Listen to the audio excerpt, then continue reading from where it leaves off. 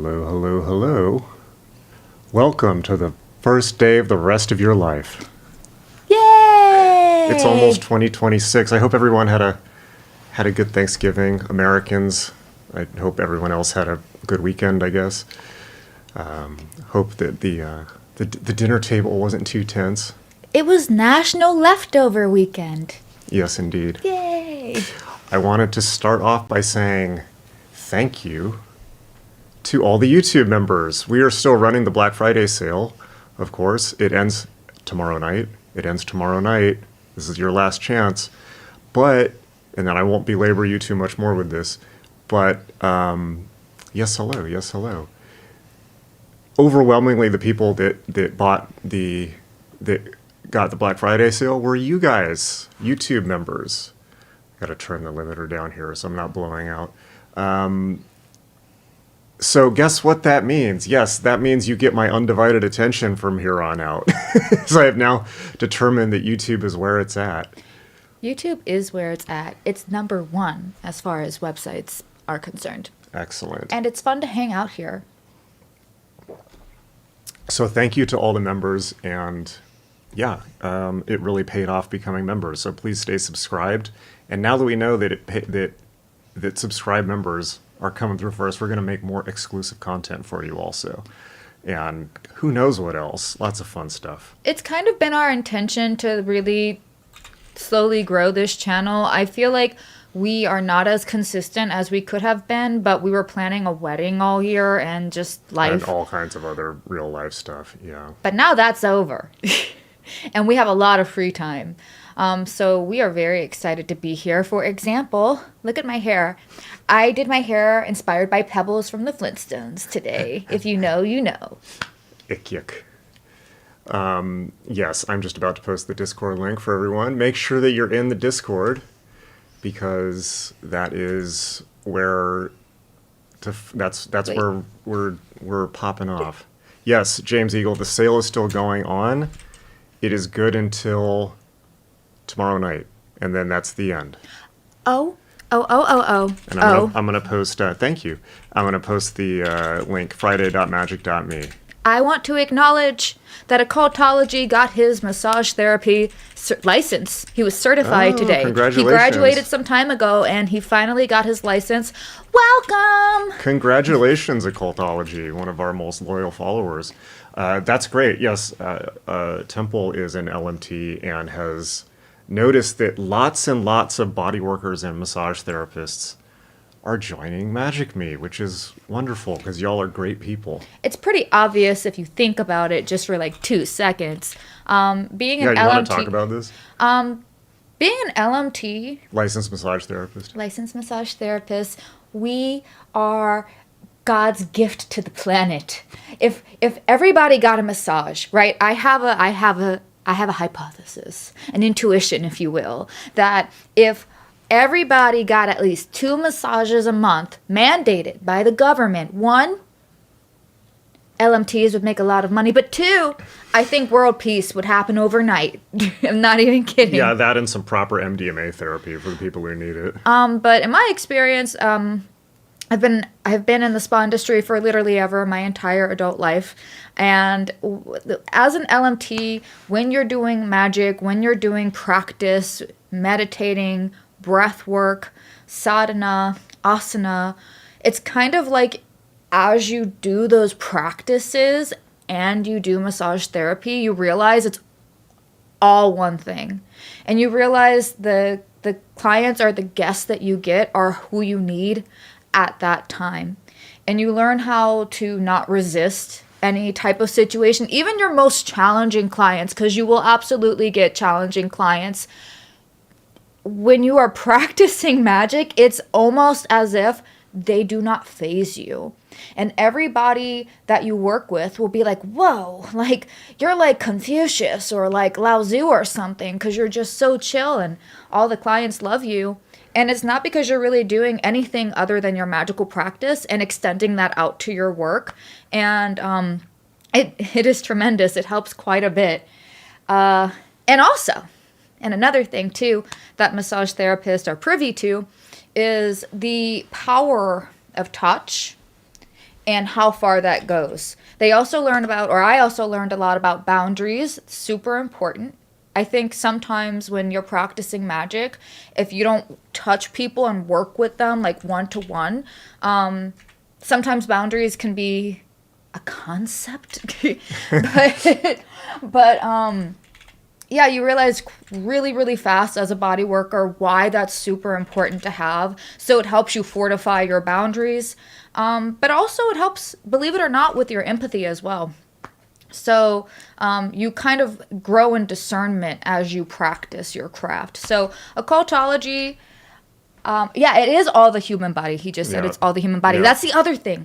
The other thing that massage therapists have privilege to is a very strong understanding of the human anatomy, and that literally translates to your magical practice. I kind of have this crazy idea that if you were to like leave a massage therapist like alone on an island and he just had his knowledge of the Shit, body. Hold on.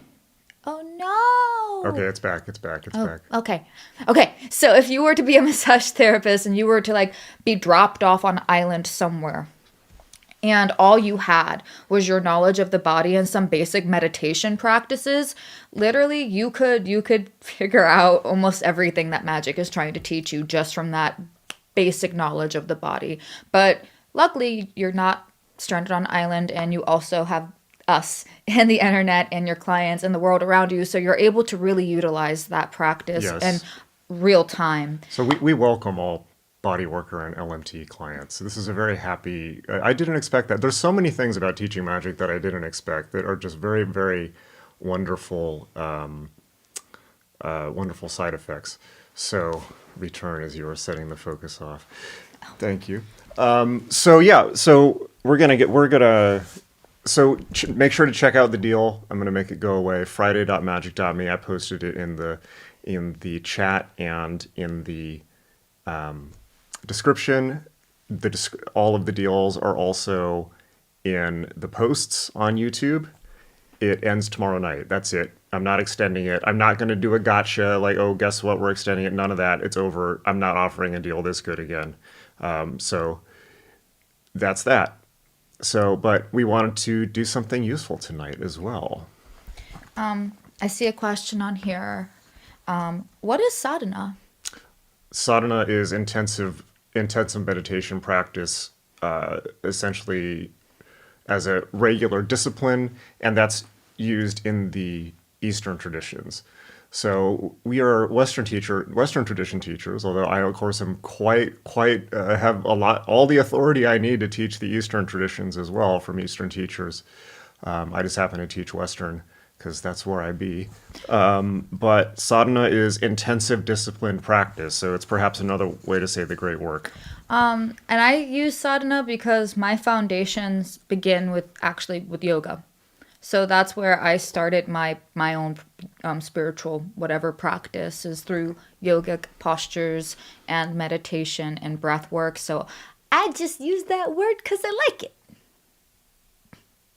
Indeed. Okay, so we're going to talk about 2026 and how to not fuck it up. Don't fuck up 2026. Speaking of sadhana, the point here is how do you actually establish a regular magical practice? And yes, it's hard. I myself go through, like, basically all of my time is dedicated to you guys, and I need to carve more. And I need to carve more time out for my own practice. Actually, I'm a committed karma yogi here. But we're gonna talk about what a year of real practice actually looks like. You got a month. You got a month until 2026 starts. That's more than enough time to start a plan. Don't be doing your New Year's resolutions. I want to see them on December 1st, starting on December 1st, because you can't do them overnight. You begin executing. Well, you begin executing as soon as you can. But Get a head start on everybody else. Yeah. So we're going to start off talking about the following things. Number one, the seasonal approach, tying your practice to the 4 seasons and the four, this looks better on me than it would on you. I hate to say it, but your hair looks much better on you because I don't have any. How you can use the equinoxes, the solstices, the 8 points of the year, and how you can do that to maximize your practice. We're going to talk about common failure modes, like starting too big, not having any accountability, and practicing in isolated bursts. We're going to talk about what a sustainable rhythm looks like for a normal-ass adult with an actual life. And we're going to take questions. So make sure to super chat. I'm not doing tarot readings, but make sure to super chat or just simply become a member in order to make sure you get your question in. But we will be taking questions as well. I can do You begin, and I'm going to start working on the buffering of the stream here. I can do intuitive questions. Don't ask me anything. Just ask for a yes or no answer. If something you need answered, I can give you an intuitive answer. That's always really fun. But yeah, I guess instead of tarot, we can do that. So do you want me to just start with the seasons? Yeah. You want to talk about the seasonal approach? Yeah, of course. Okay, so let me go through my notes. Hold on. There's a lot of them. I want to make sure that I have the right ones. I hope this isn't buffering or pixeling for anyone, but it's part of me trying to upgrade the network to 10G. Okay, so modernity is a bit severed from the natural cycles of the planet. Our ancient ancestors had no choice but to be connected to the cycles. Their survival quite literally relied on it. Whenever I think of the seasons, there's an obvious energetic weather for each season. So to keep it simple, winter, everything freezes. Everything's dead. If you were an ancient person, chances are you were inside trying to not freeze. So what is the obvious practices that we are going to do? We're going to go inward. We're going to do a lot of meditation. We're going to do reflection, some shadow work, and letting go of certain things that we don't need to bring into the spring. Winter also corresponds with water. Water. That was not timed on purpose. I was just dicking around in the background trying to get it. That was literally timed. I didn't do that on purpose. There's water for you. Your makeup does look good, somebody commented. Thank Very you. Nice. I used to be a makeup artist in my past life. Okay, so water is receptive. And whenever you're meditating for long enough, I don't know about you guys, but with my spine being perfectly straight, I feel like an antenna just getting the information down into this body. And that's really helpful. It's helpful because we live in a world that is a modern world that is constantly go, go, go, go, go. But that's just not how nature is. So there's a lot to be done in doing nothing. Just sitting. And I would argue that it's kind of like a hack. If we're going to pretend that this is a video game, right? It's almost as if the game wants you to constantly engage with it and constantly be moving and producing. My little Lao Tzu. Everyone's commenting on your hair, complimenting your hair and makeup. Thank you, Pebbles inspired. But yeah, so with winter, it really is about feeling the stillness, the coldness of the air, and just being still and conserving your energy and getting on your meditation practice. It's one thing that it's very important. Occultology asks, if I bought the Adept package, do you get access to the solstice working? Why, yes, you do. You automatically get access to it. And, of course, but we will be selling it on its own very shortly. Oh. But, yes, all of the packages for the Black Friday deal contain the solstice working. That's so exciting. It is exciting. I'm actually... Okay, so with the winter, the thing that's interesting about winter, too, is it is the end and the beginning.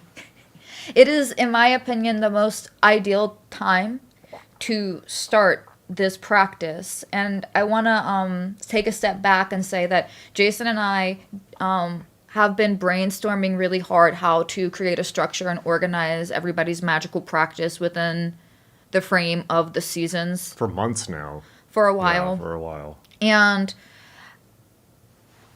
I think that this is the best time to start because, well, you'll find out in the working. I'm really excited. I'm excited too. I yeah. finished a section of it today, and I was like, "Ah." Do we want to hint at it? Give previews? We don't have to. Just be prepared to die. Everyone who took the Equinox and did Temple Shadow working, yeah, this is gonna be way more hardcore. I would say that this one is definitely, it's different. It's same, but different. We're working out the kinks. I will say that I think the autumn equinox for 2026 will look a lot different than the equinox from the past year. And yeah, I'm totally okay with that. But anyways, moving forward. Yeah, so we're gonna have regular solstice and equinox workings as just a way to tie into the year. But outside of what we're doing, maybe we can talk about that as, there's also following lunar cycles. There's following following all kinds of stuff. Astrology, of course, if you want to go real crazy. But maybe just focus on the seasons. Like, why is that important? Does that provide like a check-in point? Well, I was going to go through the other seasons to paint a comprehensive picture. Okay. So, yeah, absolutely. It creates a check-in point. It's like you get to like ask like, okay, I know that we're asking questions on here, but you get to talk to us face to face, and it is very different, okay? You might end up like on a Zoom chat with me. Yeah, you get personal attention. Yeah. But apart from the accountability of it, it attunes you. We do attunements, and what an attunement is it basically integrates you into the vibe of that season, which is really important energetically. Because, like I was saying, the modern world constantly demands us to be in like one state of action, active energy. But that's just not how the world actually works. That's actually out of alignment with the Tao, one could argue. Following winter, we naturally progress on to spring. And in between that point, we are going to have like middle points as well. For anybody who did the ultimate package, you will have access to not just the 4 points, but to 8 points, which will... That goes for people who bought the Magician's Ear during the Equinox, and there will be a chance to get that on its own later as well. But you get it as part of the biggest package currently. But... So take advantage of that. That's going to be fun too. That will be fun. Yeah. So we move forward to spring. So spring obviously is, if I'm not mistaken, I believe that the element for spring is air. And it's going to be very mercurial. Is that the right word that I'm using? Yeah. Can be, yeah. So spring is for... The fool, or excuse me, Yeah, fool. Well, the fool and the magician. So, magician is Mercury. The fool is air. So the way that I kind of have this broken up a little bit is I know that you are all familiar with the Wiccan Wheel of the Year. Listen, that is a modern invention that came around like in the 60s, so it's not necessarily based in anything ancient. We were heavily inspired by it, but I've decided to use more Hermetic and Golden Dawn principles to do the Magician's Year to really differentiate it. I don't know anything about Hermeticism. I'm a food court goth Wiccan with a trench coat and a bow staff and a deck of Magic the Gathering cards. I'm not joking. That actually is who I am deep down. I feel like I like a lot of the principles from the Hermetic axioms, and apart from that, we are also heavily inspired by tarot, because tarot, you can divide it per season. There's a quadrant per season. So yes, the Fool, the Magician, the High Priestess. So this is a time for taking the seeds that you've gotten from winter, you've planted them, and now you're seeing what seeds are working, what ideas look promising to you.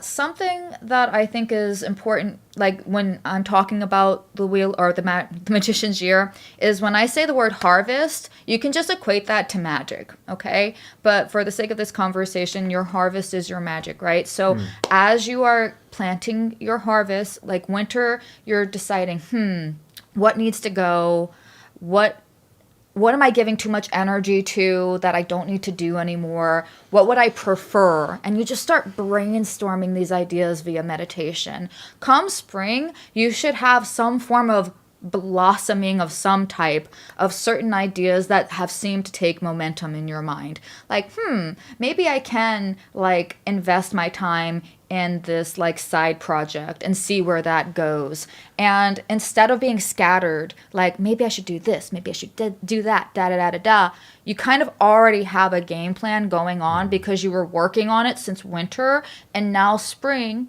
is more about, I wouldn't say it's as active as summer, but it's like the beginning of summer. You're like thawing out from the winter. Right. You're doing your yoga practices. Well, I want to add something to that. I just want to give you a technique right now where you can experience this on a smaller scale, but a very, very potent scale. This is an old Native American thing, but it's known to lots of people. When you're working on projects, begin at the new moon. Begin your project at the new moon and then complete it at the full moon. And when you plant whatever your projects are, and it could be a cycle of a project if it's a big project, but when you plan your creative efforts in line with the moon, oddly enough, they work really, really well. Test this. Take me up on this and just test it. It's not any more complicated than that. There's no like special technique or anything. It's just lunar timing. And, it's like, look, if 70% of you is water and the moon has enough pull on the earth to make tides in the ocean, do you think the moon might have a little bit of effect on you? Try it out. That's all I'm saying. Of course, going with the seasons is on a more macro level, let alone the seasons of your life. But try out that lunar trick, and I guarantee you will be quite pleasantly surprised. I think at some point, I'm not going to promise anything relatively soon, but I can imagine that some point in the future we might maybe do something with the moon. Why wouldn't we? But this is about a more macro type of plan. You could even do, I would say, with your winter planning, like a 5-year plan, a 10-year plan. You want to know what makes somebody great and successful? It's they have a plan and they show up consistently for that plan, and they take audit of what works and what doesn't work, and then they explore different ideas. So yeah, I definitely think starting on a new moon, it's super symbolic, and I feel like that symbolism really helps catapult us towards activities that can really bring things into manifestation. But spring, the element is air. I would say with this one, oh my gosh, I actually have a list. This is not my list, this is your list. But this is more like goal setting and pruning and figuring out what works. More mentally stimulating for spring. Moving forward from that, so of course there's a middle point between spring and summer that we will hang out with you guys for that too. But summer is fire, obviously. Summer is when your spring harvest or garden is beginning to blossom. Now you can cultivate. You can kind of see the fruits of your labor begin to really blossom and bloom. And I happen to really like summer because summer, it's one of my favorite practices. Is the main practice is gratitude. So I would say winter, you're still. Spring, you're stretching, so yoga. Summer, you're going out into the world. You're being active. So this is when I never leave the house, not even in summer. This is when you're supposed to be active. Go out and like hang out with your friends, barbecues, ecstatic dancing, whatever it is that you like. That is the time when you would be doing a lot of external work as well and putting your projects into the world. So I just want to keep it really simple. Let's just say that you wanted to sell t-shirts, right? Like in your meditation, you're like, hey, I can really design some cool t-shirts. And then like as you're meditating and contemplating during the winter, you realize, okay, for spring, I'm going to put a lot of my efforts into I don't know, these projects or these people that can make my t-shirt company like blossom. Come summer, if like you're about your shit and you show up every day and you do what you have to do, you should be seeing the results of that relatively quickly. You're welcome. And putting that out into the world, really harvesting your manifestation, and again, gratitude. One of the most potent magical exercises that you can do, and listen, it's very simple. So the best things usually are, is gratitude. Yep. It's literally, Yep. if you wake up every day and just say, thank you for letting me have a body that works, a heart that Very works. important. Little things, I can use my eyes, I can hear, I can sing, I can smell, I can taste, I can do all of that. You should be thankful for that. If you have nothing but your breath, you should be grateful. And I have been in that situation before. And it turned it around when I was grateful. The better it gets, the better it gets. Adopt that as a mantra and understand that the universe, God, whatever you want to call it, I don't care. Imagine how you react when you do like a favor for a friend and they're like, oh, thanks, okay. And like you can tell that they're not really grateful, versus if they're actually grateful and they're appreciative of you. You're going to want to go above and beyond to be like, hey, I want to give you more now. God and the universe, in my experience, acts the very same. It acts the very same way. So summer is about having fun and doing like fire breathing and like hot yoga and just a lot of work, actually. Summer is a great time to get shit done. All right. And then finally, autumn. Autumn is earth. So it's very important to be grounded at this time.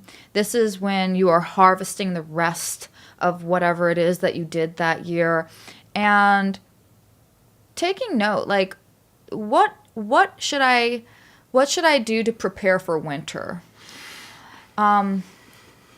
This is, I think, based on a lot of grounding exercises. So doing things to get inside your body is very important. Going out on walks, sitting on boulders. While you still can.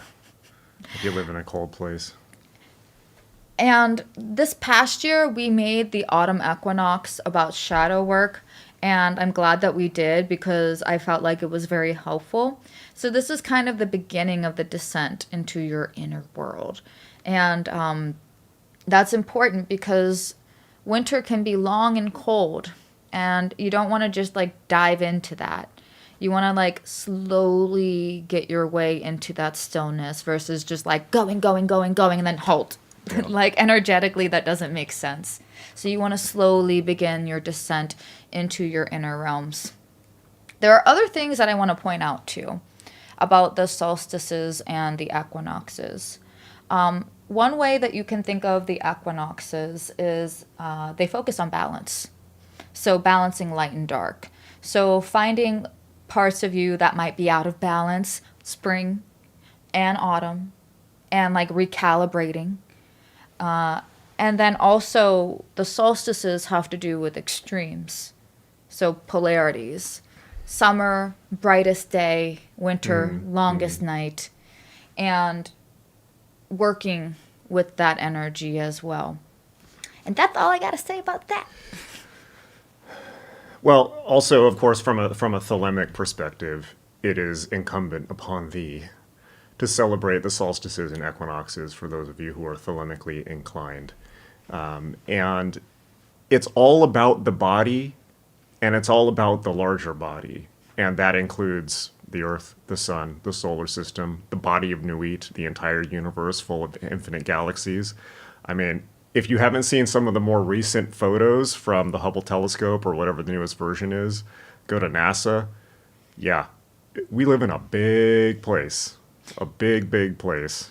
This is the other thing that I think that massage therapists tend to be privy to. But honestly, if you just study like energy work, I think you could catch on to this really quickly as well.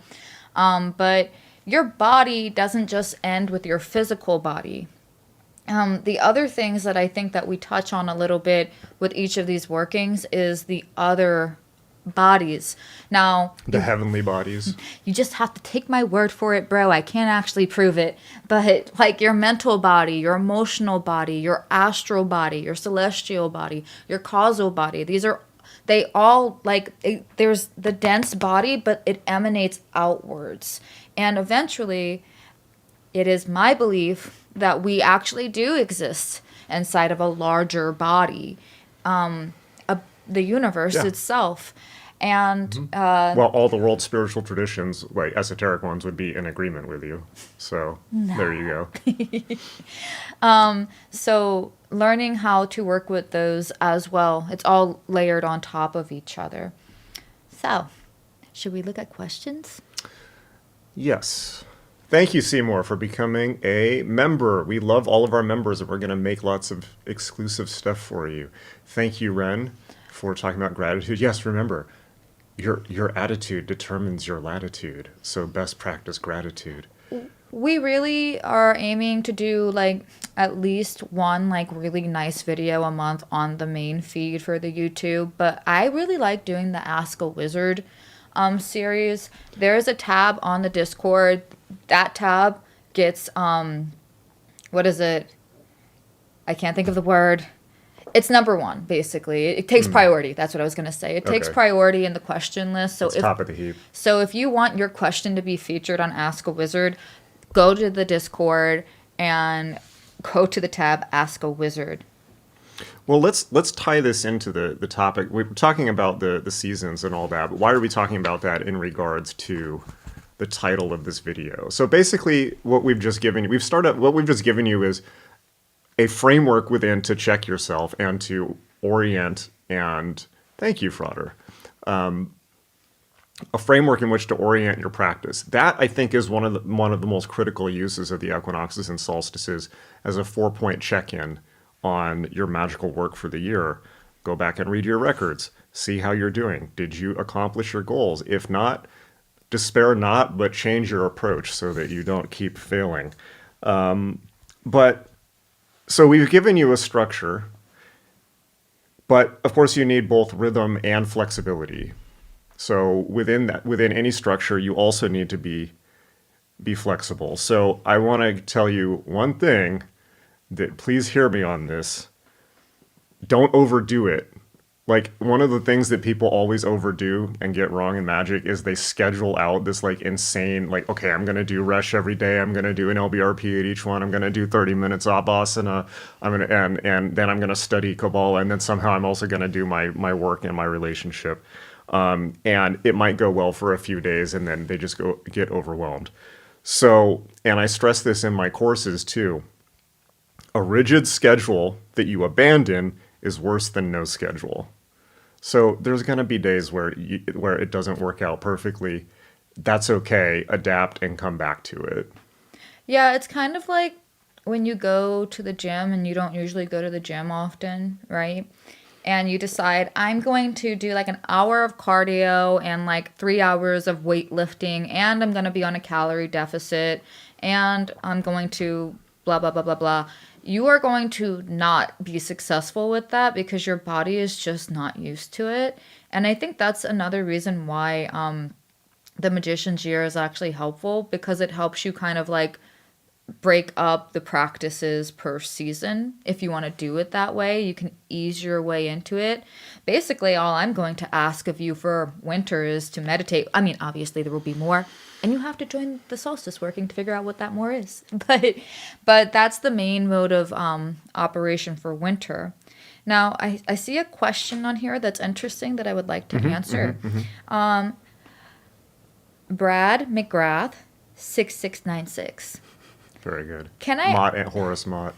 Can I ask you guys this? At what point are all of our works done? Never. Yeah, I would say never. I mean, as keep long on as you're going. alive, your life requires. I mean, a lot of magic is not for getting from point A to point B. It's hygiene. It's daily mental and spiritual hygiene, and it's like a case in point. Do you have a better day? And this applies to me because I've noticed this the last week. Like many days I've gotten up and meditated for an hour, 40 minutes in the morning, like the old days. and I was way more focused and on point. And then I got sucked into making a deal for you guys, working, and then I was still sleeping 4 hours a night, but spending it all sending out emails. By the way, there was a little bit of email chaos today. If you got 3 emails from me in a row today, I apologize. The third email is the one you want to look at. That's not that many people, but just for those people who may be watching, sorry for blowing up your inbox. Anyways, but the days in which you meditate, you're going to be a whole lot more on point than the days you don't. It doesn't matter what you do. I mean, if you have a meeting at work, you're going to be more on point. If you work with your hands, you're going to be more on point. If you sit at a computer, you're going to be more on point. If you work with people like a therapist, you're going to be more on point. And if you stop, let's just take meditation. Meditation is a perishable skill. It's a perishable skill. There's some skills that you know, that you learn once and then you know them forever, like riding a bike. There's other skills, like meditation, where if you don't keep working at it, or working out, it starts to slide. And that's just the way of things. So, I'm speaking to myself as much as anyone else. So, but yeah. So it never ends, and that's a good thing. Yeah, it never ends, and you don't want it to end because there's always so much that you can do. You could literally, this is a question I want to pose to the chat. If you died in like 5 minutes, would you be happy with where you're at this moment? Meditation kind of, what it helps you do is like improve your executive functioning skills. And a lot of times we kind of, not all of us, some of us have our shit together, but a lot of us. Not me. A lot of us. I'm working on it. A lot of us will opt for comfort or laziness over discipline. And that's the voice that's going to fuck you up, okay? Don't. That's your enemy, not some external conspiracy or lizard people or some nonsense like that. That's your enemy. Look in the mirror. Look in the mirror because that's the person that's going to fuck you up more than anybody else. It's not going to be anyone else outside of you. Yeah, so, MI Real says, is Magick the only way to slay the dragon? Should the dragon be slayed at all? That's the dragon you have to slay. The dragon is you. By the way, it's good at regenerating. I saw a comment on here that I wanted to address. I think she has a little bit of Native American blood. I do. I am 20% indigenous. Gotta get that money from the government. Yeah, I don't know what tribe, though, unfortunately. Do 23andMe. But yeah, like, if you were to die in the next 5 minutes, would you be happy leaving this earth? Would you feel satisfied with what you have done? If the answer is no, there's probably like an executive functioning issue going on. So doing meditation, like I said, there's a whole lot that can be done when you do nothing, right? So sitting down, forcing yourself to sit and be still when the entire environment bids for your attention. There are so many things, like the 10,000 demons of distraction that are bidding for your attention. And by the way, but 10,000 things, it's not 10,000. 10,000 in Buddhist counting and slang at the time means infinite. That was the highest number they could conceive of, 10,000. So when they said 10,000, they meant infinite. So...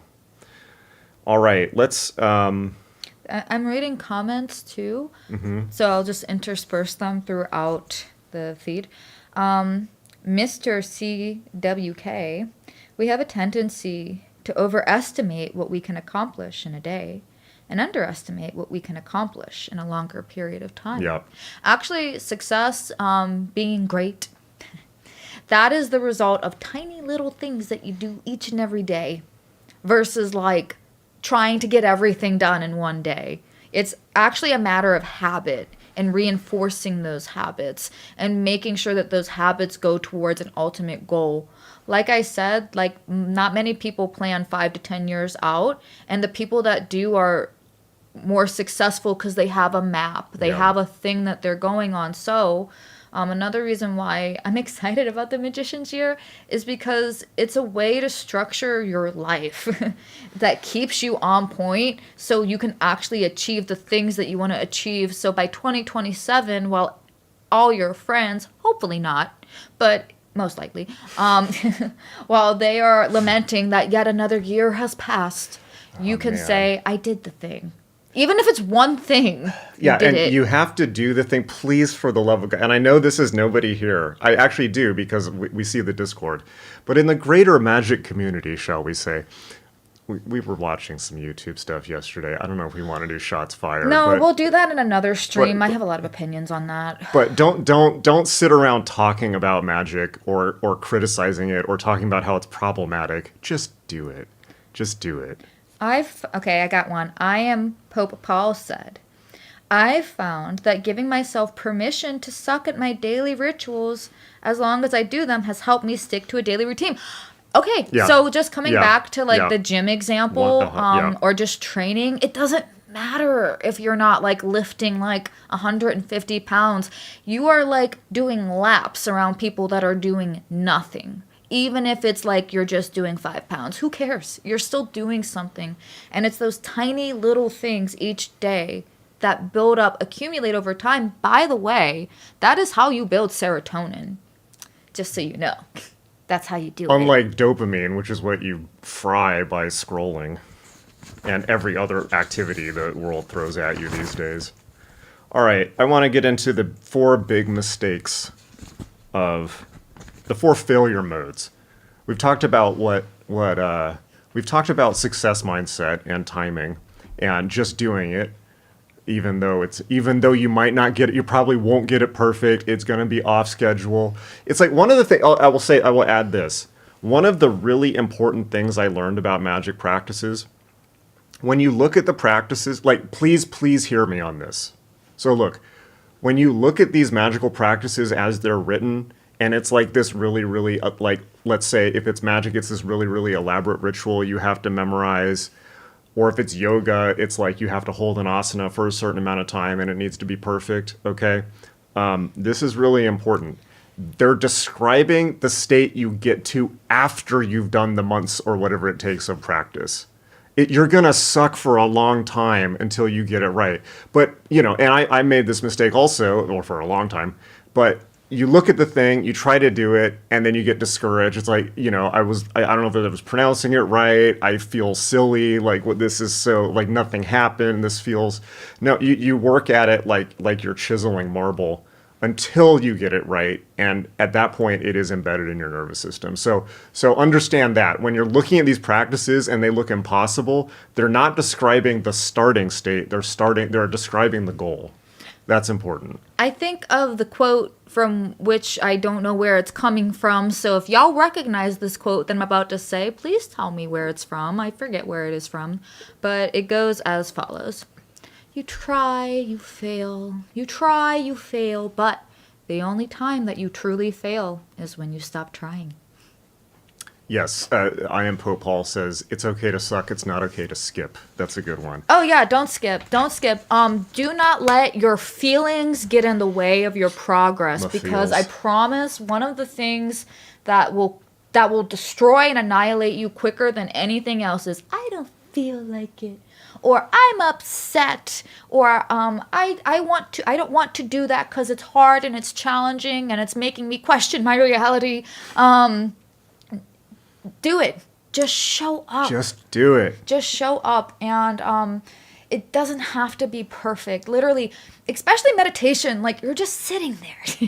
It's the easiest thing in the world. Well, Do it depends nothing. on what practice you're doing. There's some really complex meditation We're talking practices. about the beginning stages, Yes. okay? Just getting your ass to the chair, okay, or Yes, to the IAO floor. formula. Thank you, Maria. Or as Crowley gives us, the Vyov formula, which I like even better. Good idea. All right, so we've talked about success mindset. Let's talk about failure mindset. Oh yeah. Okay, My we enemy. got 4 failure mindsets.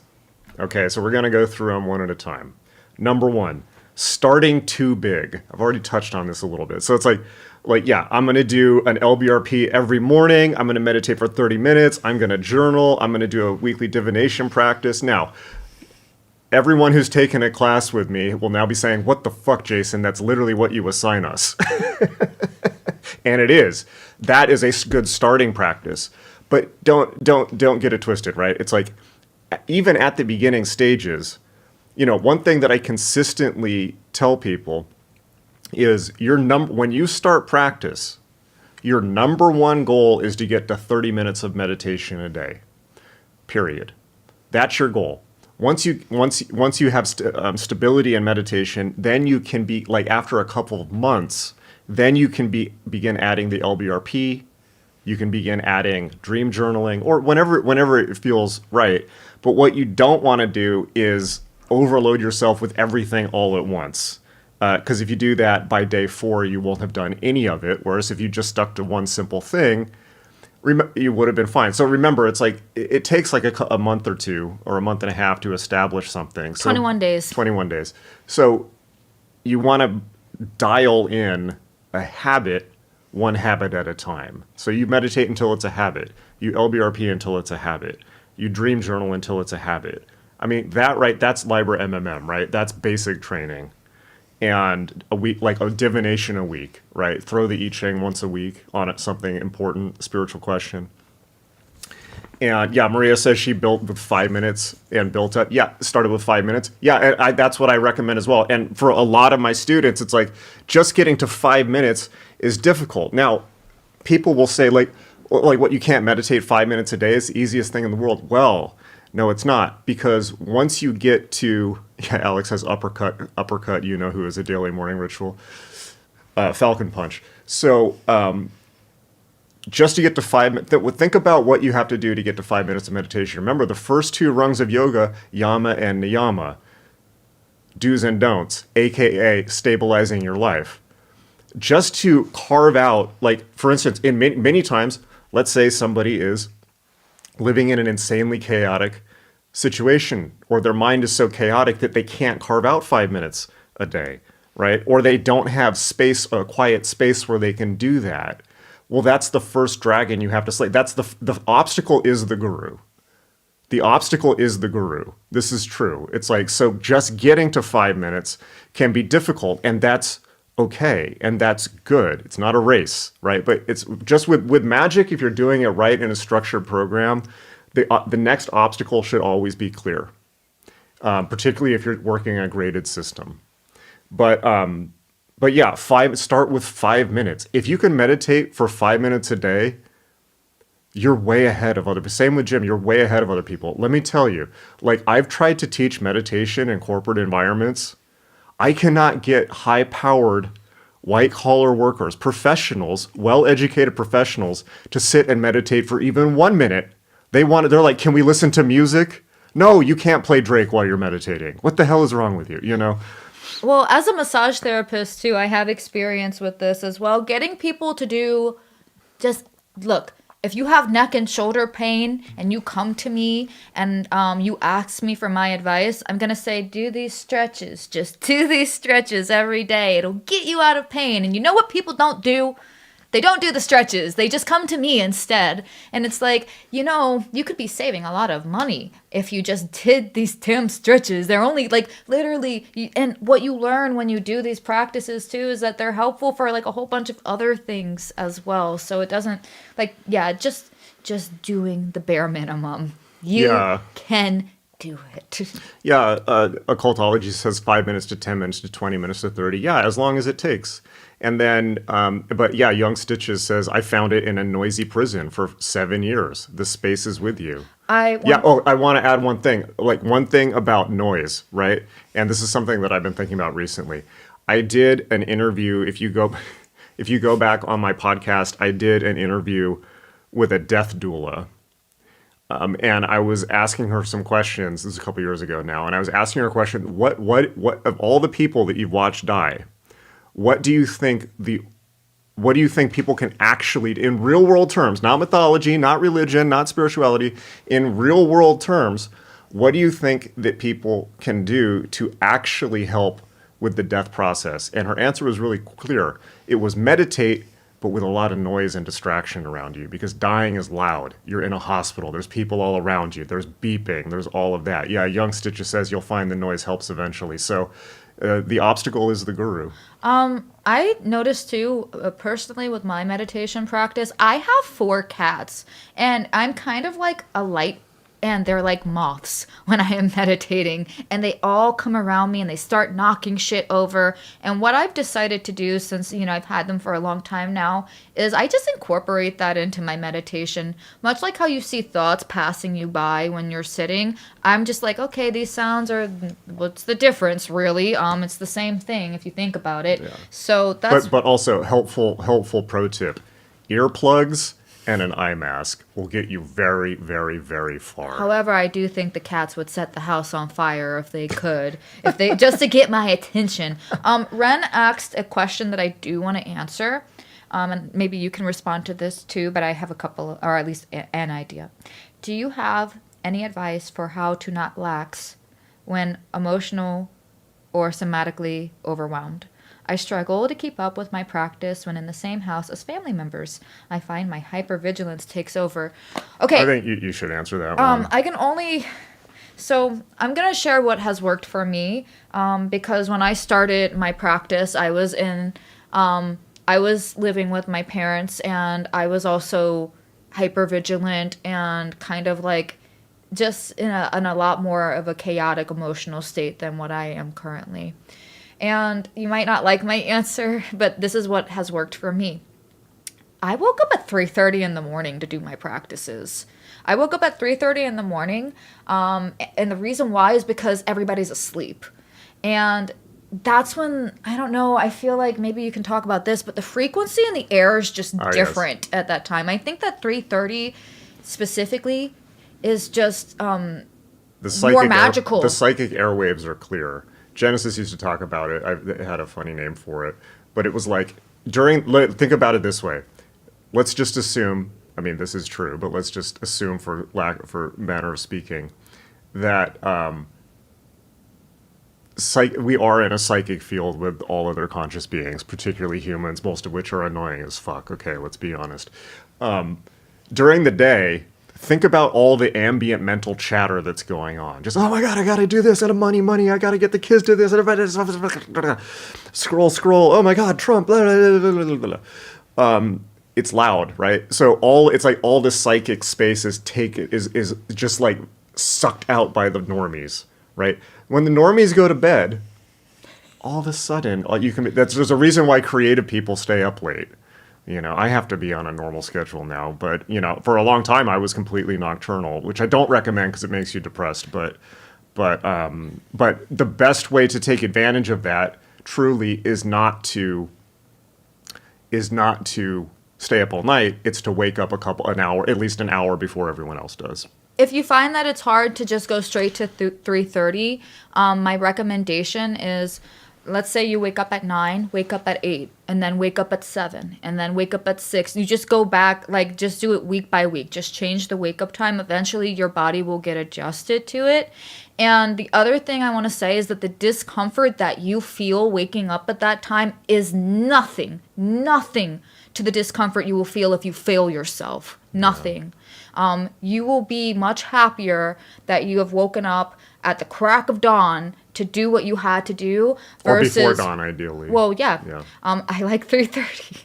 I think 4:30 is good. Occultology... 5:30 is good. I just like 3:30 because it's literally the dead. Nobody is awake, so it's spooky. But occultology said 2 to 4, that's where the magic is.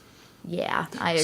So a couple points. Yeah, Maria says you can have 2 sleeps. So yeah, so there's more research recently that prior to electricity, humans used to sleep in 2 shifts. Yeah. We're wired to sleep for 4, and this is how everyone was. We're wired to sleep for 4 hours, wake up for 1 hour in the middle of the night and putter around, or that's often when babies are conceived. Go back to sleep for 3-4 hours. And that's the natural state for human beings. We've completely forgot about that. So yeah, you can easily so a lot of times when people wake up in the middle of the night, they're like, "Oh God, I'm waking up again." No, you're supposed to do that. So I find the best way to get up early is not to set an alarm.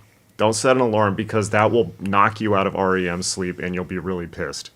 Don't do the Jocko Willink thing of just forcing through. What the best way to do it is to tell yourself before you go to bed, I'm going to wake up early. And then at some point in the night when you wake up, just get up. and and if it's 4:30, if it's 5:30, whatever, and then just go meditate. And if you have to sleep afterwards, then you get a little bit more sleep afterwards. You can. If not, you don't have to.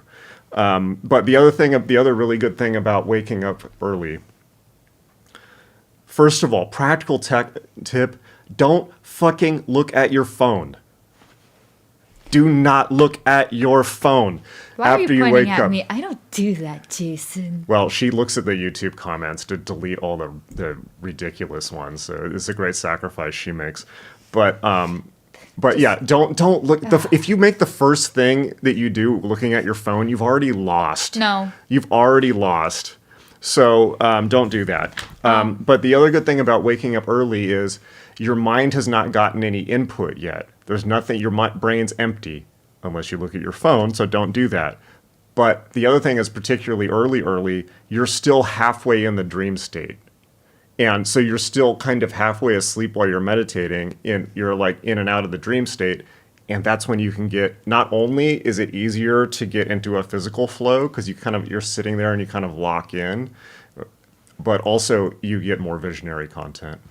Or you can do the chaotic route, which is something that I have done, which is you do put the alarm on and you give yourself 3 seconds. You do a countdown. Ready? 3, 2, 1. Hop out of bed because... Well, that's not the same as scrolling on your phone the first thing you wake up. Yeah, don't... Checking the time is... Well, you shouldn't do that. But checking the time is not the same as getting on the internet. I'm talking about the person who decides to take the challenge to wake up at 3:30 like I recommended. If you do that and your alarm goes off, 3, 2, 1, that's all you have. Yeah. That's it. And let me tell you, if you do I'm not there yet. If you do not get up at that 3rd second, you're not getting up. That's not true. Yes, it is. I'll lay in Yes, bed it for is. like this morning I got up at 5:30, but I laid in bed for like 20 minutes petting Charlie before I got up. I guess that's like a soft landing, but if you're feeling extra ambitious, I consider it like diving into cold water. Just get up and go. I'm just saying like based off of what worked for me, but everybody is different. Yeah. Okay, so Feel it out. so that's number one. Number one mistake, starting too big. So the baseline here to remember is just start with one thing. Make it 5 minutes of meditation a day.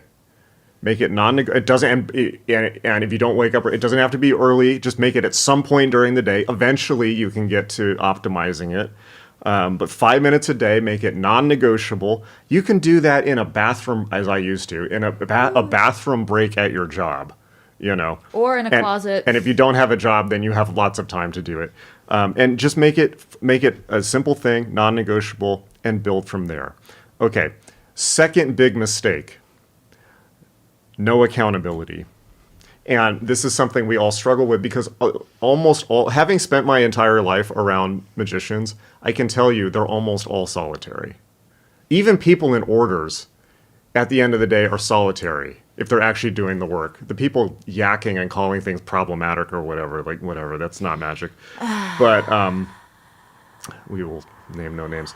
But isolated practice on your own is really hard. If you're doing a meditation retreat for 10 days and you have people waking you up and there's like a Thai dude with a shaved head waiting to smack you with a stick, yeah, it's really easy to keep a schedule. If you're the one setting it, oh man, yeah. Be real, be so for real with yourself. Think about all the times you held yourself accountable and you failed. Yeah, so isolated practice is hard, right? But it's not because you're weak. Okay, so understand that. Or maybe it is. Well, maybe you're indulging in your weaknesses because it's more comfortable for you. Okay. But it's hard, right? Isolated practice is hard, but it's not because you're weak. It's because largely humans are not designed for it. Humans are not designed to be solitary at all, right? No, it's inauthentic. So every serious tradition you look at has like a sangha, a coven, a lodge, something, right? And let's say an accountability group. So community actually isn't optional; it's structural. Now, here's the issue with community that has been the issue forever in the magic community and is still the issue now. The communities fucking suck. They suck. Filled with posers, if you ask me. Yeah, not always. I know that Frotter's branch of the Golden Dawn is awesome. I know that Maria's branch of what she's in is awesome. But I know that you will both agree with me that a lot of the occult groups are all talk, no practice. All talk, no practice, and they become more distracting than anything else. So, and the other thing is, joining occult groups, like, let's be honest, they're fucking shady, okay? It's like, we were talking about this yesterday. Like, if you're like a mom with 3 kids, a job, and have to take them to soccer practice, are you going to go down to your local OTO lodge and join up to eat weird cookies with a bunch of people who live in trailers? It's a choice. You can, but no, you're not, right? You should probably be with your kids. Yeah, no, you shouldn't, right? And so it's kind of like and this is part of the problem with this, and I've talked about this a lot, is that because in our culture, unlike other cultures, is not the case in Eastern cultures, right? It's not the case in a lot of cultures, but in our culture, magic was buried, right? It was suppressed first by the church and then by the Industrial Revolution, and it has been suppressed. So therefore, in order to come back into consciousness, the occult has taken on a countercultural identity, and like an outsider identity. I've been arguing my entire life that is fundamentally retarded. And that's what the whole point of ultraculture is. It's not a counterculture, it's ultraculture. Stop acting like an outsider. Stop acting like an outsider and stop hanging out with outsiders. They're losers, right? You need to live in the real world. Like, if you're in an occult group, magic is not, that's great, but magic is not your life. Yeah. And you can talk to this, right? It's like what we're trying to build with Magick.me is something that everyone can be a part of, and it's not like weird and you don't have to hang out with weird people and we just go away when you close the laptop. And what I have learned doing this for the last 10 plus years is people all over the world that you would never suspect are interested in magic. People of all walks of life. Now, prior to that, I didn't assume that because all of my experience of magic was hanging out with occult groups. And those are full of outsiders, right? But the reality is, magic, spirituality, the quest for meaning, the quest to structure one's soul and mind is the deepest need of human beings. It's deeper than the need to eat, quite literally, right?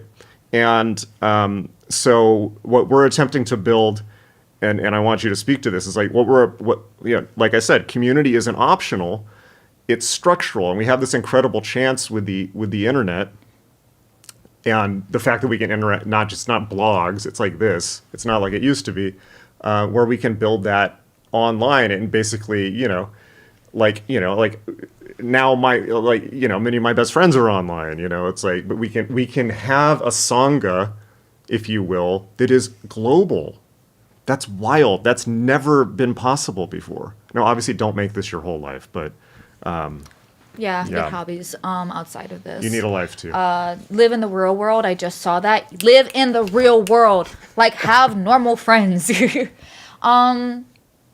So what we're doing over here at Magick Me is we are not offering you a dogma. We're giving you like a design. And if you so wish to engage with us and to ask questions and to hang out on the Discord, like the Discord is so cool. If I'm not mistaken, I think Alex made a really cool painting for Kai. Am I wrong? Did I see that incorrectly? So if you're looking for community, you have an online community. Some of y'all might be in the area of others, so you could potentially get new friends as well. But the difference here is, like, we're not making, like, I'm trying to, God, I have things that I want to say. It's not a pissing contest, right? Like, yeah, it's like you go to these groups and it's like, oh, I've read these books, or like, look how great my ring is. It's like, fuck your ring. Nobody cares about it. Anyway. Like, how do you treat your fucking pets? Like, how do you treat your community? Like, how do you treat yourself? Like, why should I listen? Like, one of the things that I think is important about community and like being aware of who you're hanging out with is just like pay attention like to who they are and like how they behave, and ask yourself, like, do I fuck with that? Like, is that like how I would want to be? Like, if you're like, because that's kind of like the thing with these groups too. It's a mixed bag. You don't necessarily know who's all going to be there, and you have to kind of be lucky that you're in a area with cool people, because you might not be. It can go real wrong, particularly in the case of the OTO. And there are documented cases of, for instance, serial killers being in the OTO. from the prison outreach, and that's not the end of it. So you need to be careful with these groups. Yeah, Frauder RC says, this is very interesting. Frauder RC says, one thing early Golden Dawn manuscripts show clearly is how often chief adepts wrote notes emphasizing that this whole practice was meant to amplify and fit in with your life, not consume all your time and detach from life. Well, I think McGregor and Moina Mathers probably should have taken their own advice there, because they definitely got off into their furry LARPing thing. But yeah, no, that's fascinating. Yeah, Brad says I became an entered apprentice in masonry and sort of saw the pissing matches and was very turned off on it. You now look like you're wearing no clothes on camera, Temple. Uh-oh. I am wearing clothes. How dare you? Just my bare shoulders. I saw this one video of this Muslim man scolding his wife because she had a sunburn on her shoulder, and he was like, "That is your fault. How dare you not cover your shoulders?" Yeah. So yeah, if you're practicing alone, which, what the point I was trying to make is, it's called the Hermetic tradition for a reason. All magicians, even the famous ones, like the ones we all know and love, they're all isolated. Very few of them have communities. Almost none of them, right? So that's a hurdle that needs to be overcome, because being in isolation is not good for you. So if you're practicing alone, you need something external. That could be a teacher, a group, or even a practice partner that you check in with. That's something maybe you guys can form on the Discord. Accountability buddies. I know on the last Equinox working, we did that. We forced you guys to pair up with one another. And kudos to all of you that took up the challenge and it's not comfortable. It is not comfortable being vulnerable. But guess what happens when you're vulnerable? Now, of course, use discernment. Don't be just vulnerable all the time. But we created an environment where your vulnerability would be honored. Some of you made new friends. Sometimes when you allow yourself to be open, guess what? You get love. I saw a comment on here that I really resonate with, and I want to read it. My only friends are cats. I'm trying to learn to like humans. That just means you have good taste. And it is hard because you do have to go out into the world to meet people. But hey, if that's not your thing, Discord. Yeah, this is really interesting. Frauder says, also historically, 99% of Golden Dawn members, so basically it's always been this way. 99% of Golden Dawn members did all their rituals in their bedrooms or living rooms, not in a Golden Dawn temple. What we did in Vancouver with Temple Tahuti was a break from that by having a 24/7 temple. That's cool. But so yeah, it's like when people think about the Golden Dawn, they think about, which I love, by the way. If you haven't seen I think it's the first Robert Downey Jr. Sherlock Holmes movie, or the second one, where they do this incredible, basically reconstruction of a Golden Dawn temple, and they do it full on Hollywood. And Mark Strong's supposed to be Crowley and all this. It's great. But we think about the Golden Dawn as being these like super elite Victorian Illuminati, and it's like, you look at the actual records. I mean, correct me if I'm wrong about this, but it's basically probably about 200 bored suburbanites, many of whom were rather detached from reality in the same way that like furries on the internet are. In this case of like even Yates, and certainly the Mathers is, so. But yeah, that's fascinating. So it's like you're doing it right. People often get hung up when they're doing magic, where it's like, particularly if you read book 4 and Crowley's like, the circle must be 9 feet in diameter and all of this stuff, and you need all these like gold and silver temple implements. Like, if you can do that, wonderful. But the reality is almost all of it is done in the privacy of your own home.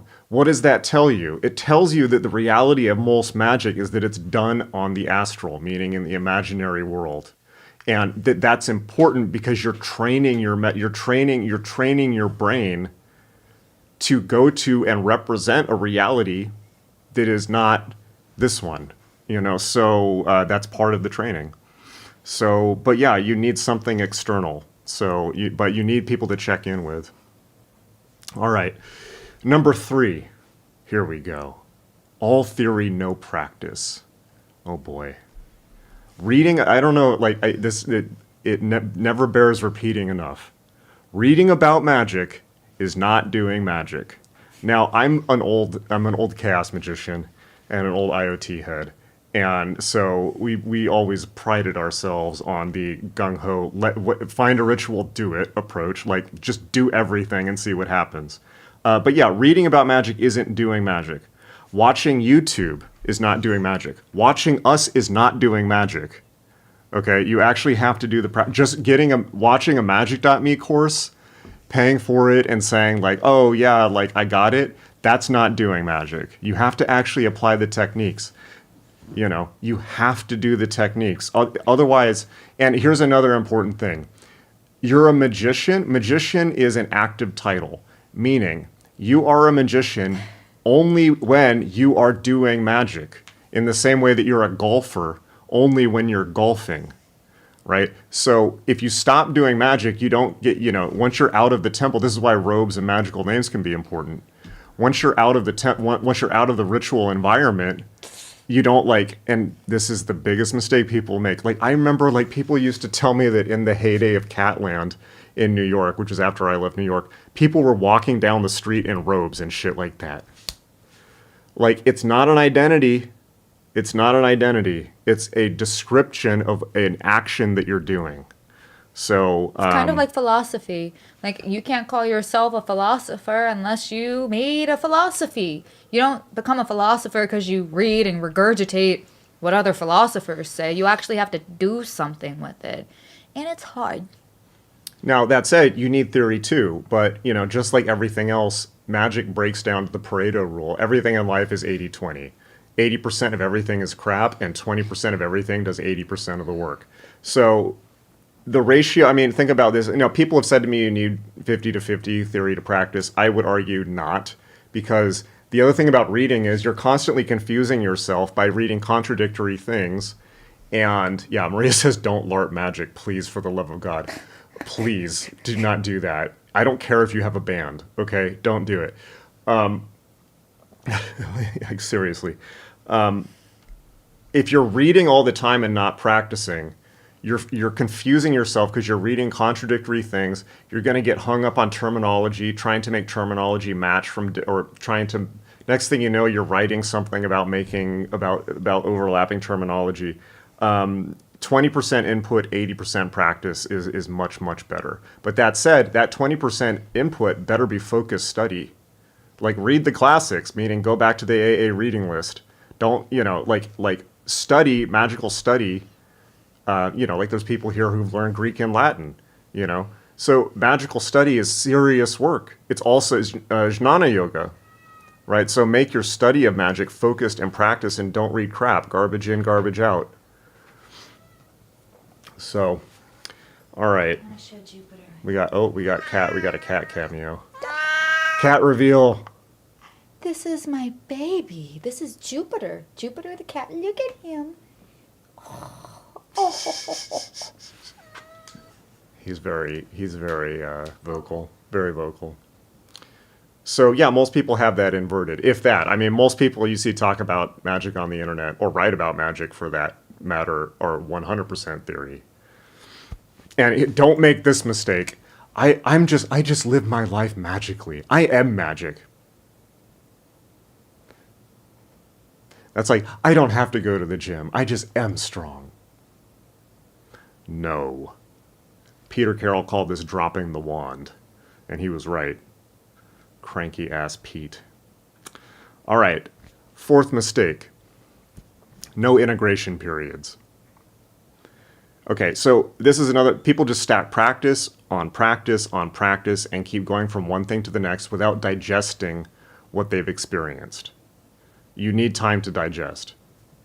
And what that means is, a good way to do that is, obviously you need the magical record. That's what it's for. But quarterly reviews are really good.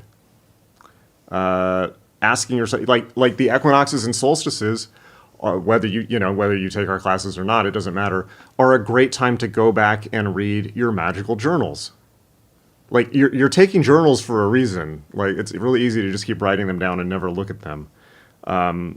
quarterly reviews. You have to go back. This is true of everything in life. You go back and assess what and be brutally honest. What worked? What didn't? What do I drop? What do I add?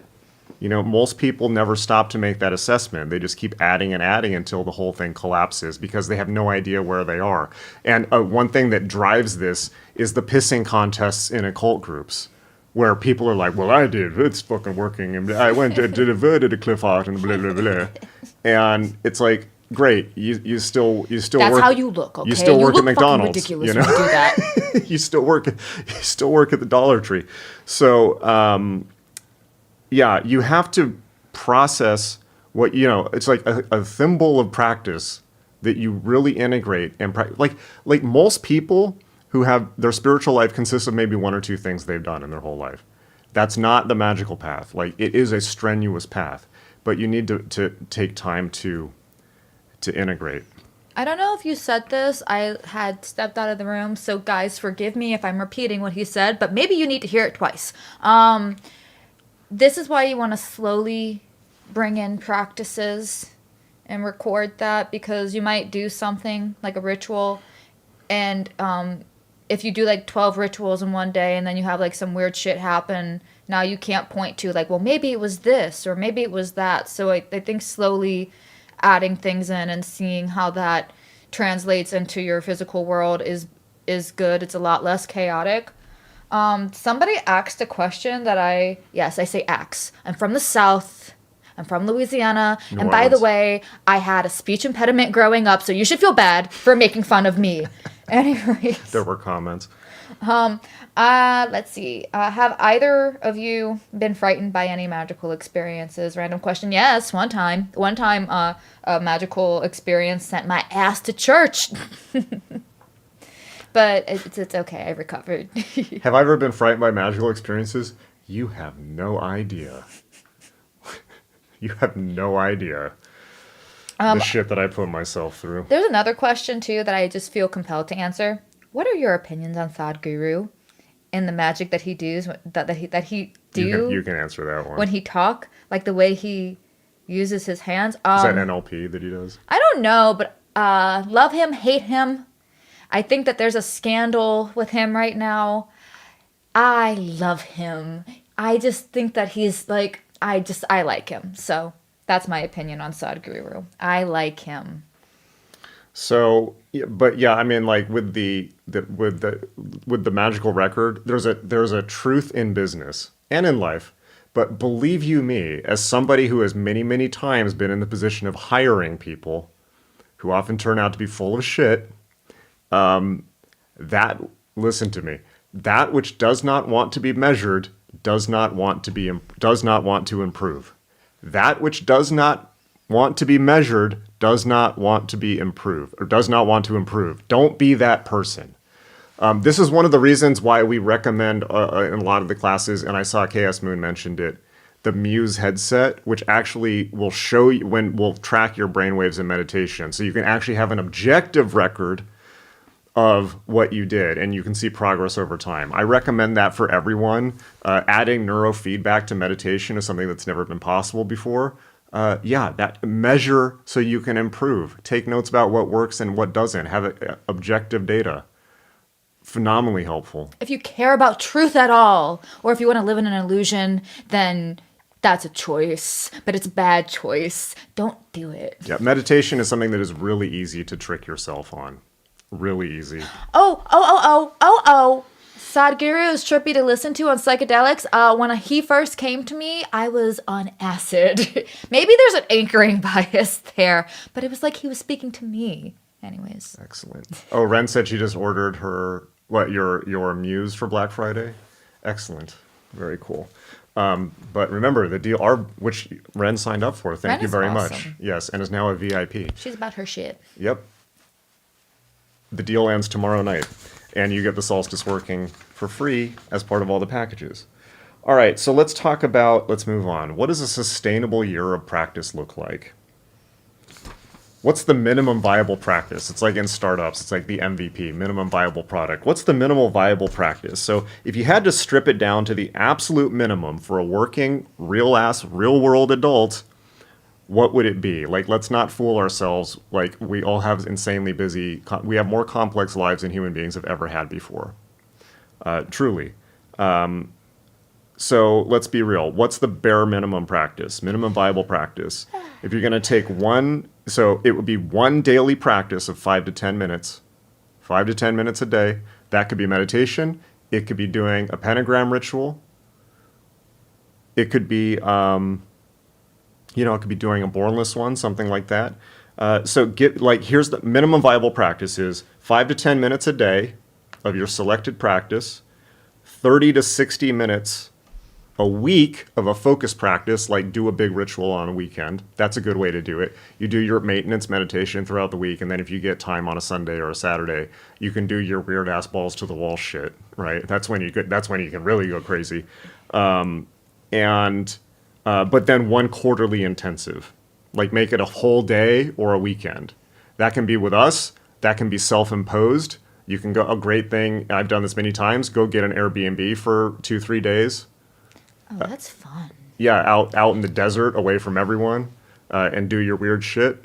That's a great one, right? Or even a hotel or a motel room, right? But go put yourself in a situation of immersion, whether that's with a seminar, it can be online too, with us, or if it's self-imposed, right? Go put yourself in immersion and isolation. You don't want to do that as a lifestyle. It's not healthy, but for 2-3 days, you want to go sit for 3 days in darkness somewhere. That's a good one. So there you go. There's minimum viable practice. So daily, 5 to 10 minutes. Let's say meditation, breath work, banishing, just something that keeps the channel open. Weekly, for your 30 to 60 minutes, you can do something like an extensive divination, deeper ritual work. A focused study period, just something that moves you forward. And then quarterly, and this is why we talked about the solstices and equinoxes, because that's a great time to align it with, go deeper and take that time to do like serious immersion practice, but also take that time to review what you've done in the previous quarter and reset, because resetting is very important too.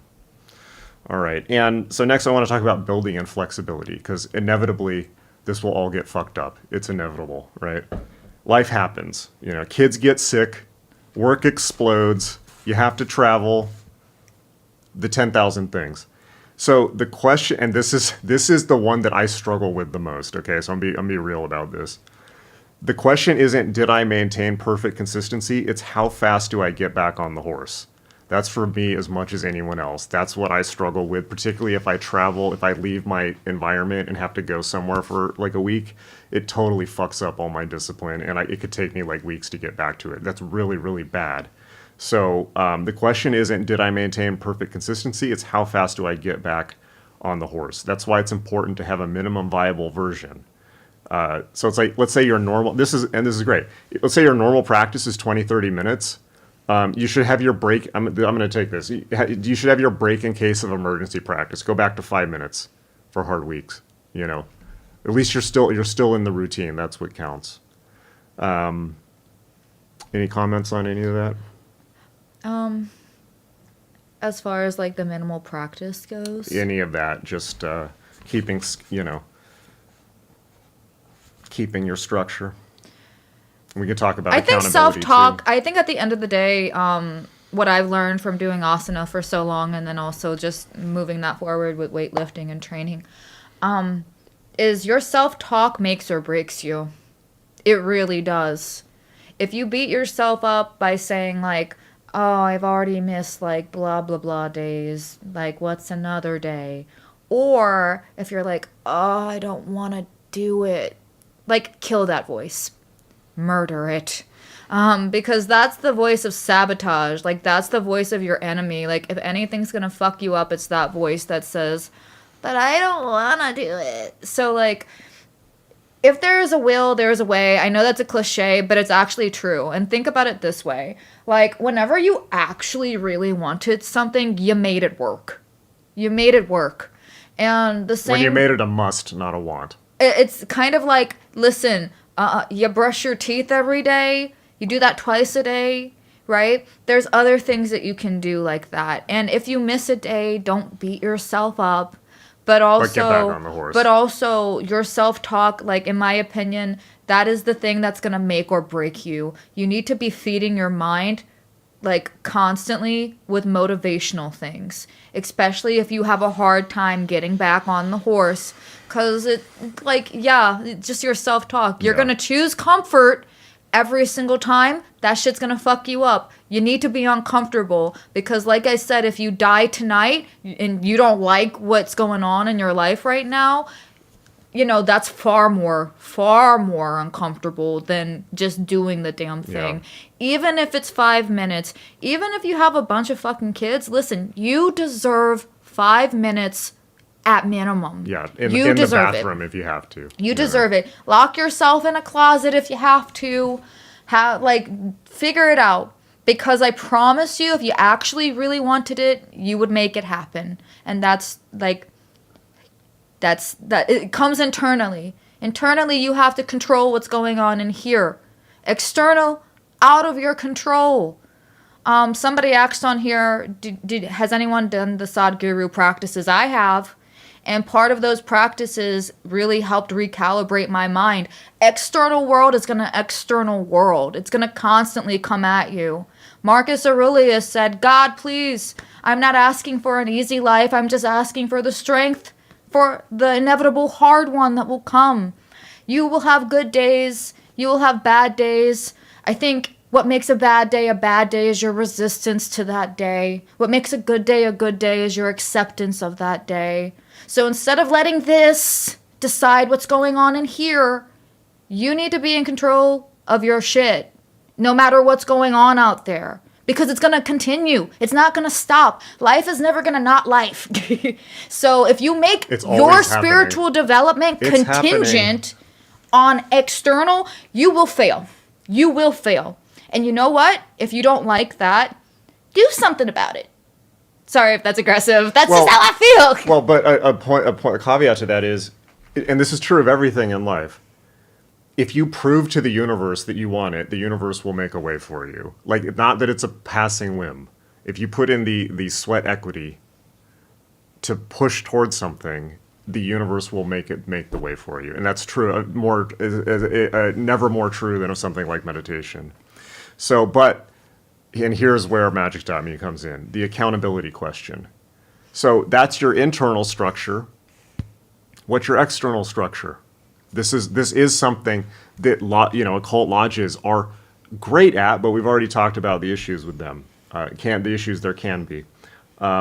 What's your external structure? Is it a group, a teacher, a community? Now, all of these things can come with issues. Gurus, people can have real issues with gurus. Groups, people can have real issues with groups. But the reality is, they're kind of necessary. And at the very least, having a community. One of the great things about Magick.me and having a community is that, and this is true for anything you want to do in life, it allows you to make magic part of your identity, not in a LARPing way, but you're talking with other people about it, you're hanging out. It's now part of how you perceive yourself. That will motivate you. It really will. When I first started practicing magic, by the way, it wasn't in occult groups. All that I had was the internet back in the late 90s. Like, some of you may remember the Barbalith forum. Like, there was a message board called Barbalith. That was primarily where I was going to talk about magic. Our Discord's a lot better because Barbalith just burned down in a fucking... It was SJWs before SJWs. And we have memes and pets. So yeah, and we play video games together too. We got the Vidya.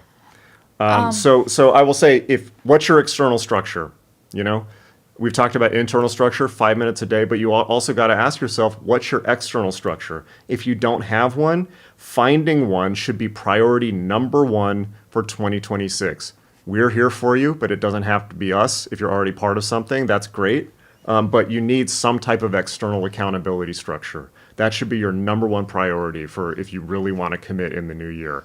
Because that social expectation, while there can be issues that come with it, by the way, all of which Magick.me was designed to cut like the Gordian knot. That was the primary reason why I made this, to cut the Gordian knot of the issues with the lodge structures. And if you're upset at me, sorry, it's what Babylon commands in the book Deal. Liber 49, so deal with it. So, If you're upset with that, that's a you problem.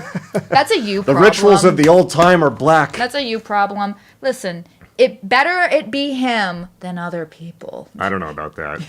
So, look, I go away when you close the laptop. Yeah, so let me pose some questions to the chat, okay? Because I'm curious, and we'll look back through what people have already been posting.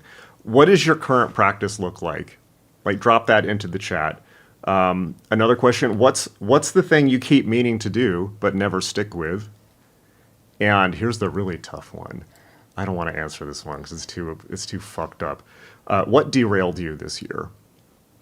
What was the question? What's your current practice look like? Drop it in the chat. What's the thing you keep meaning to do but never stick with? And or what's derailed you this year? I want to point to something as well. That voice that's trying to protect you from being successful. Like, a lot of times people don't do things subconsciously because they're afraid of being successful. Because when you do this work, you start to expand and grow, you might notice that a lot more responsibility is required of you. And that can be uncomfortable. It's actually a lot deeper than that. One of the reason people... Okay. Well, it's that too. But often the reason that people self-sabotage is because unconsciously they are afraid that they will lose the love of people in their lives. That could be friends or family. And that can be a valid fear. And that's something that you have to push through if that's a situation that you're in. I know many people on the Discord have been talking about this recently, and we've seen that and certainly sympathized and empathized with it because this is a very, very common thing. This is something I have struggled with. So and that's another reason why having a social, don't make it your only social group, okay? Magick is not your life, but having some type of accountability structure or group where you can shift your identity into with people who are doing the work is really, really important. That will quiet that voice to some extent. To be completely fair, I feel like all of our friends are magical. We try to have normal friends. They glitch out on us. At a certain point, reality, like Jason, Exploration Arcana will appreciate this if he's still on the chat, as will Frauder. In Mage the Ascension role-playing game, there's a mechanic called Quiet, which means if you do too much vulgar magic and generate too much paradox by fucking with the normies too much, reality starts to wrap you in quiet, which is it kind of just like kind of like a pearl. It like kind of separates you out into your own hermetic environment. This is how it's always worked for me. Once you get to a certain level, that can happen, and I'm sure many people on the chat can probably attest to that. I love seeing all the responses that we're getting. We have a lot of ambitious people here, and I take it that y'all have been doing this for a while and you've built to this. Guys, your confidence, your inner voice that guides you and leads you, when you start showing up for yourself, the voice that says, I'm not good enough. I don't complete things. Why do I keep messing up? Why do I keep fucking up? That voice dies. It dies. And it gets replaced with, damn, look at me. Like, I'm doing the thing. And nobody can take that from you. Understand this. When you know who you are, what you do, and how you serve, there is nothing that anyone can ever tell you about yourself. But if you know that you're falling short on yourself, like you're failing yourself, that voice is going to torment you. So doing all of these practices, the ones that I'm reading, like, I guarantee you it just builds up a very healthy self-esteem. Not delusional, right? You're not perfect. Nobody is. But like, yeah, when you're showing up for yourself, what does that send to you? That tells you, hey, I give a fuck about myself. And guess what? You'll begin to attract people and situations and opportunities that give a fuck about you. If you find yourself in this like liminal space of like, I don't know. I actually think a lot of the people on the chat y'all are fine. I think y'all are fine. Yeah. But for those of you who are not, there's a way out. And it's actually very simple. It's just consistency. So we got a couple comments on the chat about things that derail people that are, I think, probably very, very common. First is Beta Beta ZZ says, I used to practice daily even when I was pregnant, but now with a toddler, I can't find time. Certainly understandable. Maybe KS Moon also can speak to that a bit. Nick says, sidetracked me. Toxic workplace with toxic people. Oh yeah, I've been in that situation. For sure. Actually pushed me more to focus on my spiritual practice because so much distracted me that all that negativity weighed on me. It was bad. Yeah, that can be, the struggle is real. Well, I want to say something about the toddler. Make that your meditation. And I know that it's not the same as a sit-down meditation. But you know what little babies are great for? They require your full presence. So be so immersed in that moment that you don't miss anything, because your little baby won't be a little baby forever. So be fully present. What are the smells? What are the sounds? What's going on? Because you know what makes you special? And I don't know, y'all can comment down below, tell me what you think about this, but whenever I'm with somebody who's fully present and not dissociated, it is such a gift. That's why your presence is a present. Yeah, Maria says being a mom is a spiritual path. Thank you, Maria. Shots fired. Oh my gosh, don't even get me started. Maria.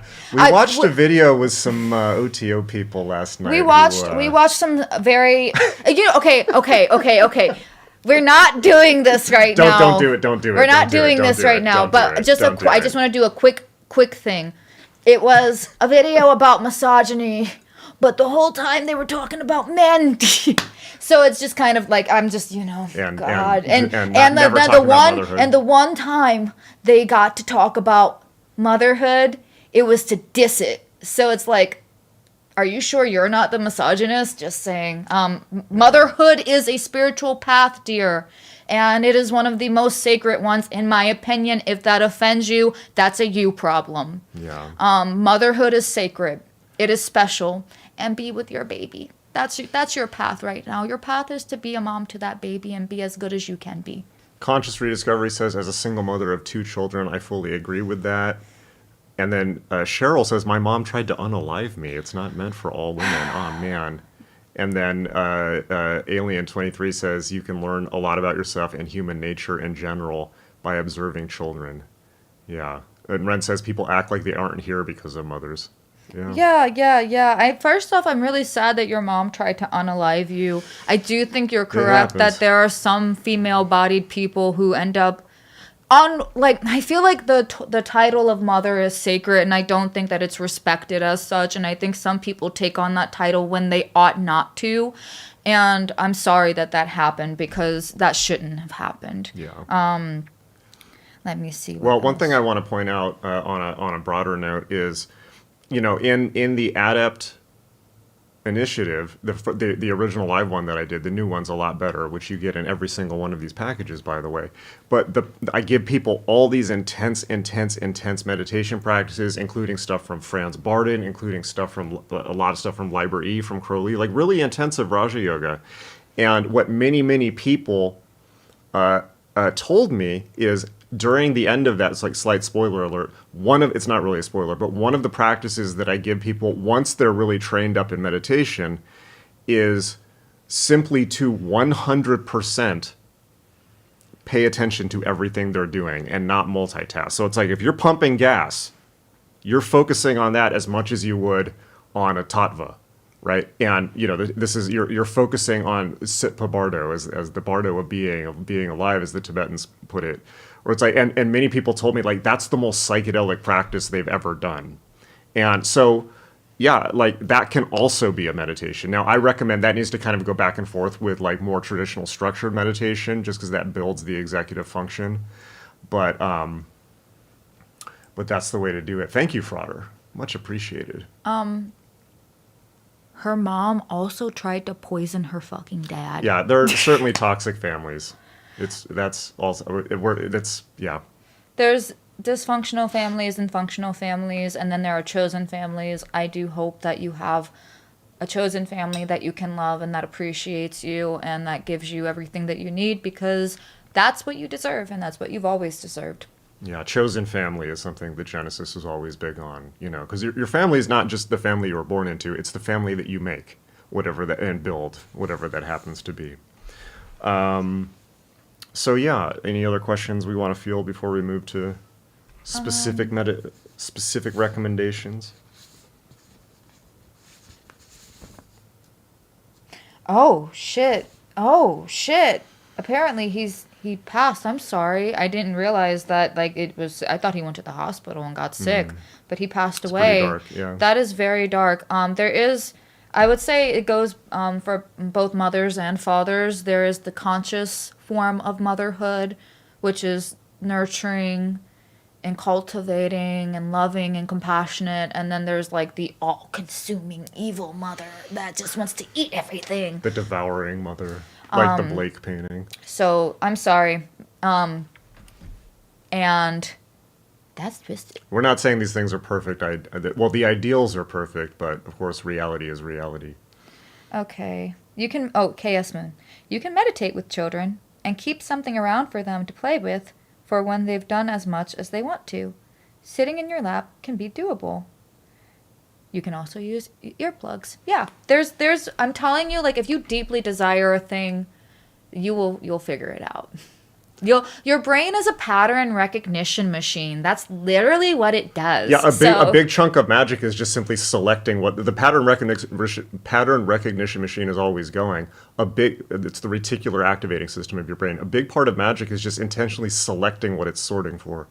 Okay, we got some great comments. No Engineer with the obligatory 90s kid comment, "Mother is the name of God on the lips of all children." Yes, a phenomenal line from James O'Barr's The Crow. There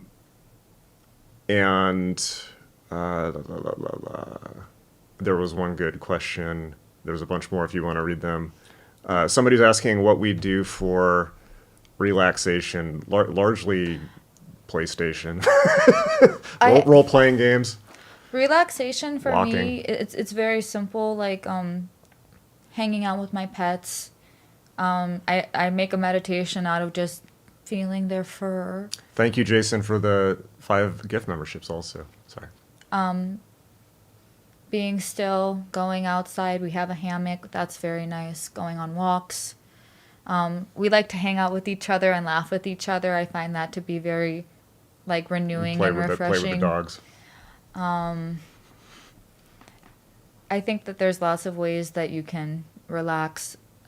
I don't know if I already said meditating, but that it's just focusing on your breath.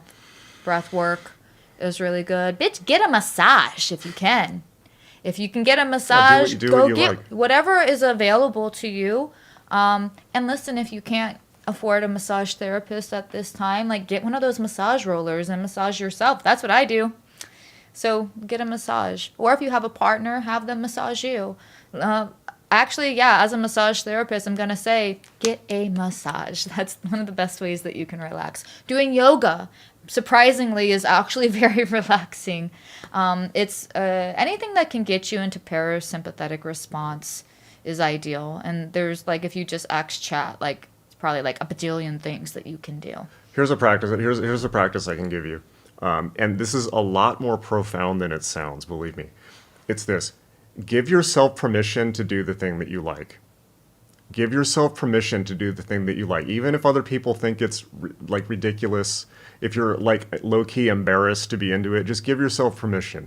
For instance, about 4 years ago, I just decided, for whatever autistic reason, I was like, you know what? Like, I'd finally kind of like, I got a house for the first time, and I'm like, man, and like suddenly I had space to actually be myself. And I was thinking back, what were the happiest times of my life? Playing fucking role-playing games, And so I just gave myself permission. Why can't I, as a 43, but now, then it was 39, but why can't I, as a now 43-year-old man, play role-playing games? the only reason is I'm putting myself down because I have the internalized voice from society that it's a total loser activity.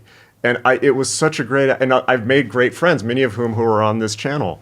You know, so that's what it was for me. But it's like I had to spend about a year overcoming the part of myself that is just like, oh my God, what am I doing with my life? I But- actively tried to kill that voice myself. Yes, thank you. So give yourself permission to do the thing, whatever it is for you, as long as it's not harmful. Yeah, I love you know? like another thing that I was thinking of is singing. I love singing. I love creating art. Yeah, I think Maria said crafts. I love just painting, drawing, doodling, writing, poetry, creation. Just engaging in the act of creation is relaxing. So Yeah, Brad's talking about playing Fallout New Vegas. Somebody was talking about Kingdom Come, neither of which I have played. Brandon is doing parkour again. parkour. Excellent. Excellent. All Dance of my, class, it's okay, so yeah. funny. Whenever Dancing's a good one. dancing is great, actually. Again, I like ecstatic dancing. Anyways, whenever I make not all, but whenever it seems like a theme arises when I make an RPG character that I like them to do parkour. I have several that do it. Yeah, Janet said, yeah, for real. Yeah, Janet says, I'm building, this is great, right? Janet says, I'm building a dollhouse, antique bisques, dolls, and furniture, etc. I'm 62. That's wonderful. That's great. That's Right? creation. That's great. That's Yeah, beautiful. MJ is saying, I love to sing. It's my favorite thing to do. I would love to get better at writing lyrics. Wonderful. And by the way, do you think it might be possible that thing, that passion that you have that you think is frivolous and that you should shut down to be a real adult in the gray world of the dead, the Aeon of Osiris, do you think that might possibly be a key to your true will, or a hint at least? Maybe. I think it's so important that you, oh God, you create space for your inner child.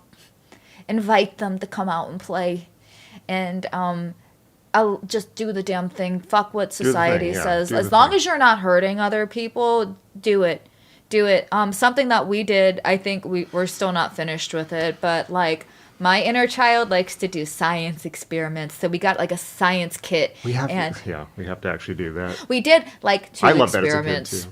too. So yeah, don't, something that is like, you talk about like slavery or being imprisoned. If you are at all concerned about the opinions of other people, you are enslaved. You are not free. If you decide that you can't do the thing that you love to do because so-and-so thinks it looks whatever, because cringe, you are not free. I am free because I am cringe. Yes, I am free and cringe. Yeah, so that I think that's a much more profound. Yeah, Maria says Temple the Alchemist. Yeah, that's a much more profound than it sounds. It's practice in liberation, self-liberation. All right. Yeah, MJ says, boy, oh boy, Jason, that's certainly something to ponder. Being an adult with frivolous hobbies is tricky these days. Well, one of the reasons it's tricky is because not only are there whole subreddits dedicated to whatever the thing is, but there's some secondary markets out there. For instance, like a couple days ago, I was like, you know what I used to like when I was a kid? Legos. I know, I'm just going to get a Lego set. I get on Amazon, they're all fucking $400. When did Legos become like gold bricks? It's ridiculous. And then there's like whole websites dedicated to like the Lego economy. Like there's a site called Block Economy or something where people are trading Lego sets from the 80s for like thousands of dollars. It's like, what? But even the new ones are like ultra expensive. It's insanity. I see a comment that I want to respond to. Actually, two. My parents would never get me a chemistry science kit because my uncle was a meth cook. So they didn't think I should be dabbling in it. That's really funny, actually. That's hilarious. You should go get a science kit. And then the other one, my problem is I don't know what to do. Do you not know what to do because there's just so many things to choose? If so, I understand. Just do one thing at a time, man. Yeah, Warhammer. Yeah, don't get into Warhammer if you value your. I almost got into. I've never actually been into Warhammer, but I was like going on this deep nerding phase, and I'm like, you know what? I'm an adult with income. I'm gonna get into Warhammer. Like, talk about spending thousands and thousands of dollars. That is ridiculous. But yeah, I mean, people, yeah, say no engineer says hobbies pull you into I was about to buying say shit. that. Yeah, it's like It you should. Yeah, can. if you But like, okay, but have you seen my how role much is your playing game happiness collection worth? in my tour my library How video? much? But like, okay, here's the thing. I think you're allowed to spend money on yourself. Think about the curse that you're putting on yourself when you say no. Why no? I mean, obviously be mindful of your budget, but if you really want to do something, just save up for it or find a way to make it happen. This is just kind of like, why are you eBay. saying no? Yeah, yeah. Why are you saying no? The universe is abundant. For the emperor, yes. Okay, so specific recommendations. So I'm going to go beginner, intermediate, and advanced. One thing, there's one thing I want to point out, by the way, because of Black Friday, I've been doing a lot of work with analytics. One thing that I've learned is you guys are all at least intermediate. This is not a community for beginners, in absolute, which is really cool. Like in absolute terms, like this is a intermediate to advanced community. And actually, like I don't, Y'all are so cool. which is super cool. So we're not going to belabor beginner points with you too much anymore because you guys are too smart for it. So we kind of talked about the 5 to 10 to 30 minutes thing. Don't buy more books. Just commit to what you have. But so let's talk about for intermediate practitioners, and then I'll do advanced. So for intermediate practitioners, let's just go straight to that. You probably have way too many practices. You're doing too much. You need to cut it in half. You need to resimplify. And if you don't have a quarterly review, you need to add one. And again, whether that's with our structure or self-imposed, you need a quarterly review. Yeah, just like And put it on your calendar. Don't be as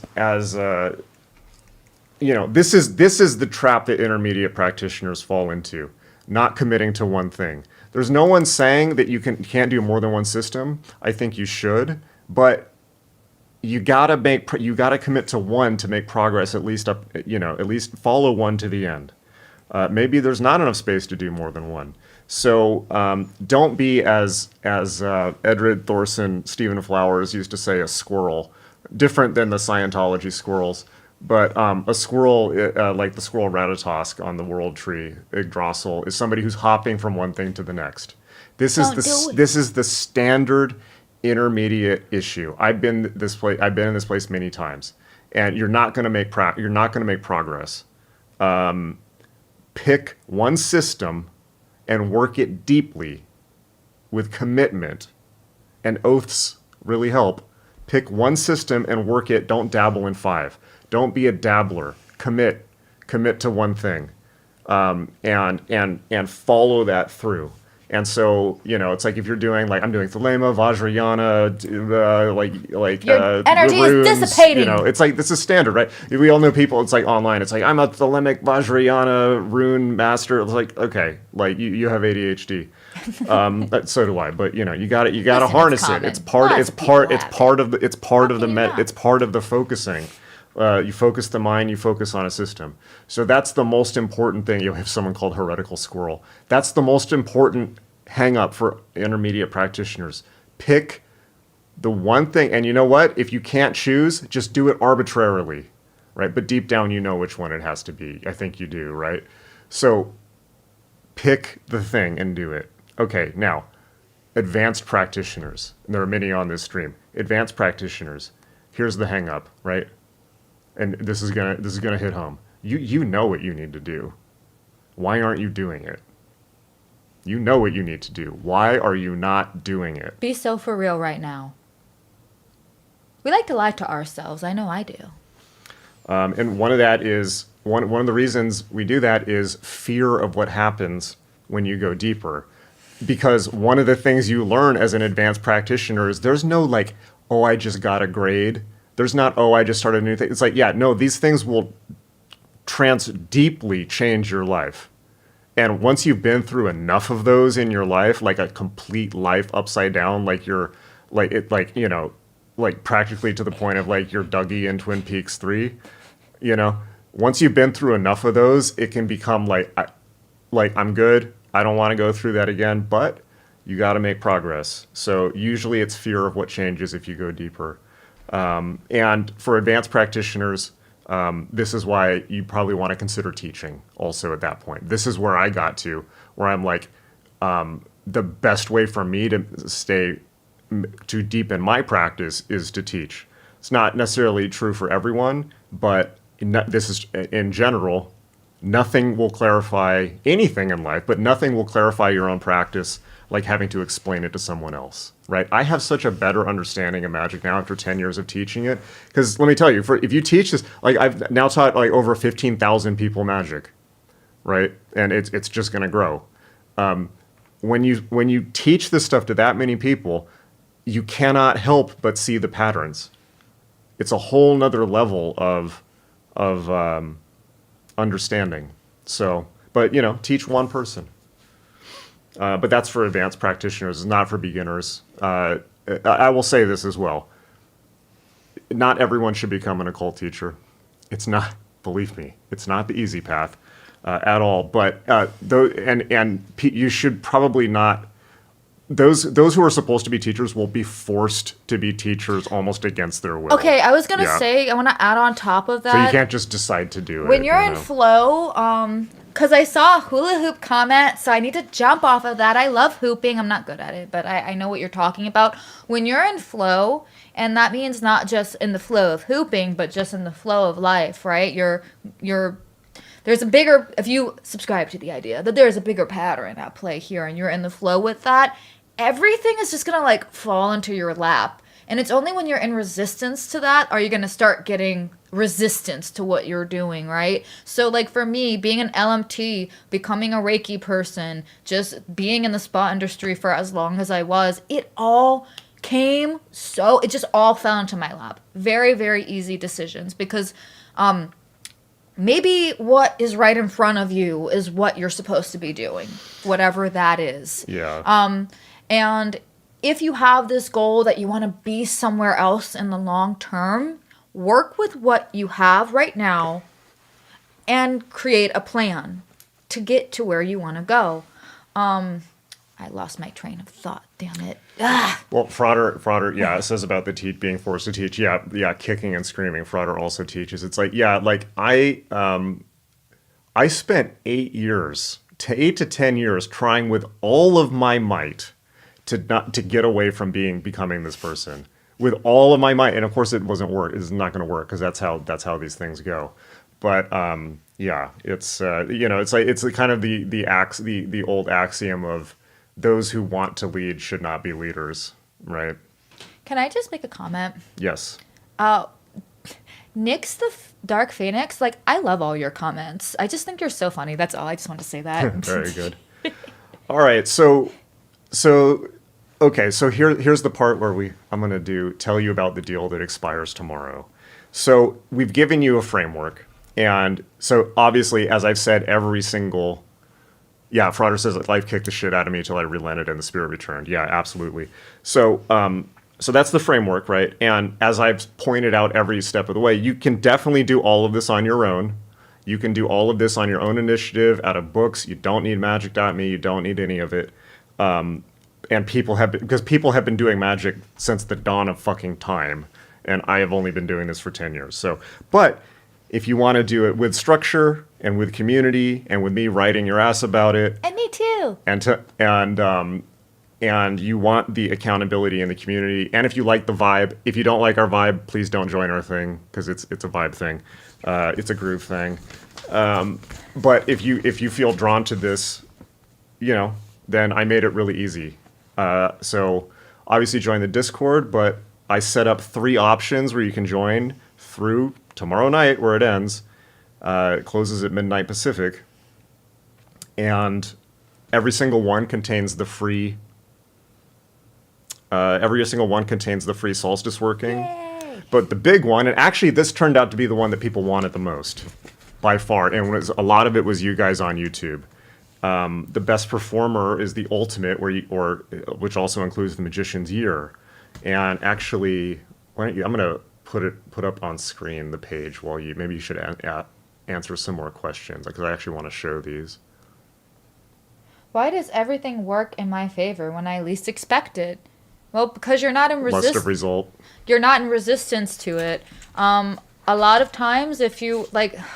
This is what my subtle body energy teacher taught me, and it's so basic, but you know what? Most of the wisdom actually is what you resist persists, what you accept, like, it just comes naturally. So if you're, like, let's say that you want something, like just anything, like a job, a career, a relationship, and you want it, you want it, you want it so bad. What are you in resistance to? You're in resistance to the opposite. So that persists. It keeps coming up because you have to be in acceptance to where you're at now. And when you're not expecting it, like your mind's not actively, it's kind of like a magnet. If you could think of resistance like a magnet, like you're pushing it away. Yeah. Versus you need to be like the opposite. Where it Be comes like to a you. cat. Cats? Be like a cat. That's how you get stuff. So I don't know. I think we have a lot of cat owners here, and in my experience, my cats do not fuck with you if like you're too eager. They're like, no, not about it. But if you hate cats, if you don't like cats, they are just, they need your attention at that point. And I think that that's kind of like the principle that is being enacted in your life. So, Conscious Rediscovery says, I wish I could have gotten the courses, especially with that amazing deal, but I'm in the process of building a business, so I couldn't, but I plan to, hopefully sooner rather than later. Okay, so I want to run something by you. Particularly Adept 1 and 2, which, again, you get for only $397, where together they would be like $1,400, and then you get Solstice on top of it, so it would be $1,791. But for now, and I'm not bringing this deal back, because frankly it didn't do very well, I don't know why, but because people wanted the really expensive one, but this one right here is only $397, and you get Adept Initiative 1 and 2.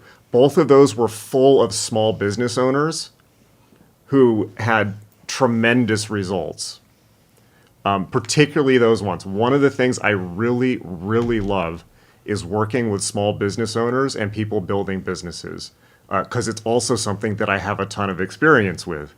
And it's something that changes constantly, and that is a passion for me, right?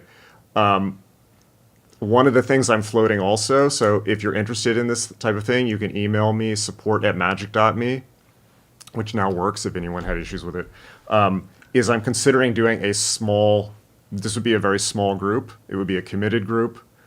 This would be a high-ticket item, but it would be a group of small business owners who are using these techniques to build businesses and success. And that's something that I feel I can work really well with because I know both realms really well. And I think that, and just knowing personally some of the people who have been taking the Adept, I know a lot of people that I think would really, really, really be into that. So if you're interested in that type of thing, it's still hypothetical, so I'm not fully committing to it unless there's a lot of, I need definitely a lot of buy-in on it. But email me, support@magick.me. Okay, so actually I'm going to put this behind us. Let's see. Yeah, it's on top of my head. Yeah. Oh, because the green screen's not in OBS. Man. Ren had asked a question, axe, like an axe, that's right. What are your thoughts on blurring esoteric, do you mean blurring? I hope that's what you meant. Esoteric knowledge into non-magical teaching for normies. Wait, what? What are your thoughts on blur? I think, is blurring a word? Or do you mean blurring? Blurring, I think. I think you mean blurring. Don't do it. Don't do it. Don't wake people while they're taking a sleep. Don't fuck with the normies. They'll fuck They'll up be your mad life. at you. Normies are just as magically powered as quote unquote magicians, and they will fuck your life right up if you try to wake them up. They do not want to be awake. Not only and that's that, fine. not only that, but don't do it. But one of my best friends is like just inherently just a magical bitch. She's wonderful, but unfortunately, because she hangs out with normies, they often accuse her of hexing them. And Yeah, she's like, I don't have the time or the energy. Why do you think this? Yeah, don't do it. Don't do it. Don't do it. Yeah, this is not an evangelical thing. Chaos Moon says the Adept Initiative has me doing my childhood dream as a career. That's wonderful. The first Adept Initiative includes learning about meditation and starting to practice. There's also a ton of information to make a fucking ton of money in that course. If you're wise, you know what you're doing. She meant burying, not burying. Oh, well, so same, thoughts on, you know. Yeah. If they, like, again, if somebody really is in alignment to something, it will occur. and nobody has to force that or make that, like, if it's hidden, they will find it. All right, I'm gonna bury myself here, Oh, it's just me, guys. just so I'm not covering up Hi. Temple. Okay, so as you can see, we got a hell of an offer. So let me talk about a little bit about what these things are, and I'm going to start with the ultimate because that's what turns out what people wanted most of all. It's almost half gone. Thank you. So the big one's called Ultimate, and also includes the Magician's Year. And basically, this is what I just described. It's structured out for you. You get 4 seasonal intensives. Winter solstice starts in 3 weeks. Really cool. Then spring equinox, summer solstice, autumn equinox. Each one is a deep dive on the work appropriate to that season, which Temple has described very well. And an attunement. Yeah, and we do actual ritual work. Quarterly, you also get, as only part of it, you get that in all the packages, but only in this package, you get quarterly integration calls with just the other Ultimate students. Right now, it's going to be a small cohort, 9 people plus me. So that's a core group. And we're going to personally review what's working, what's not, and we're going to troubleshoot everything together. And then you get my full attention with you working through those blocks. There's also private community access. You get VIP status. Some of the people on the chat have got that, which is, again, a small, ultra committed group of people keeping each other accountable, forming a mastermind group. And in addition to that, you get everything you get in the previous packages. You get, check this out, you get every mega course to keep forever. You get adepts. Forever? You get forever. You get Adept Initiative 1, Adept Initiative 2. You get Mastering Meditation, which teaches you the whole Eightfold Path of Raja Yoga. You get Alchemy of Chaos, which can transform any moment of chaos into profound breakthrough. There's tons of financial information. You get Fortuna Working 1, which is speaking of building a business, that is a magical working that's just a week long or longer that to manifest pure wealth. And many of the people, and this is not an exaggeration because I get the emails, many of the people who have done that have gone from being broke artists to building intergenerational wealth to give to their grandchildren. I mean, it's for real.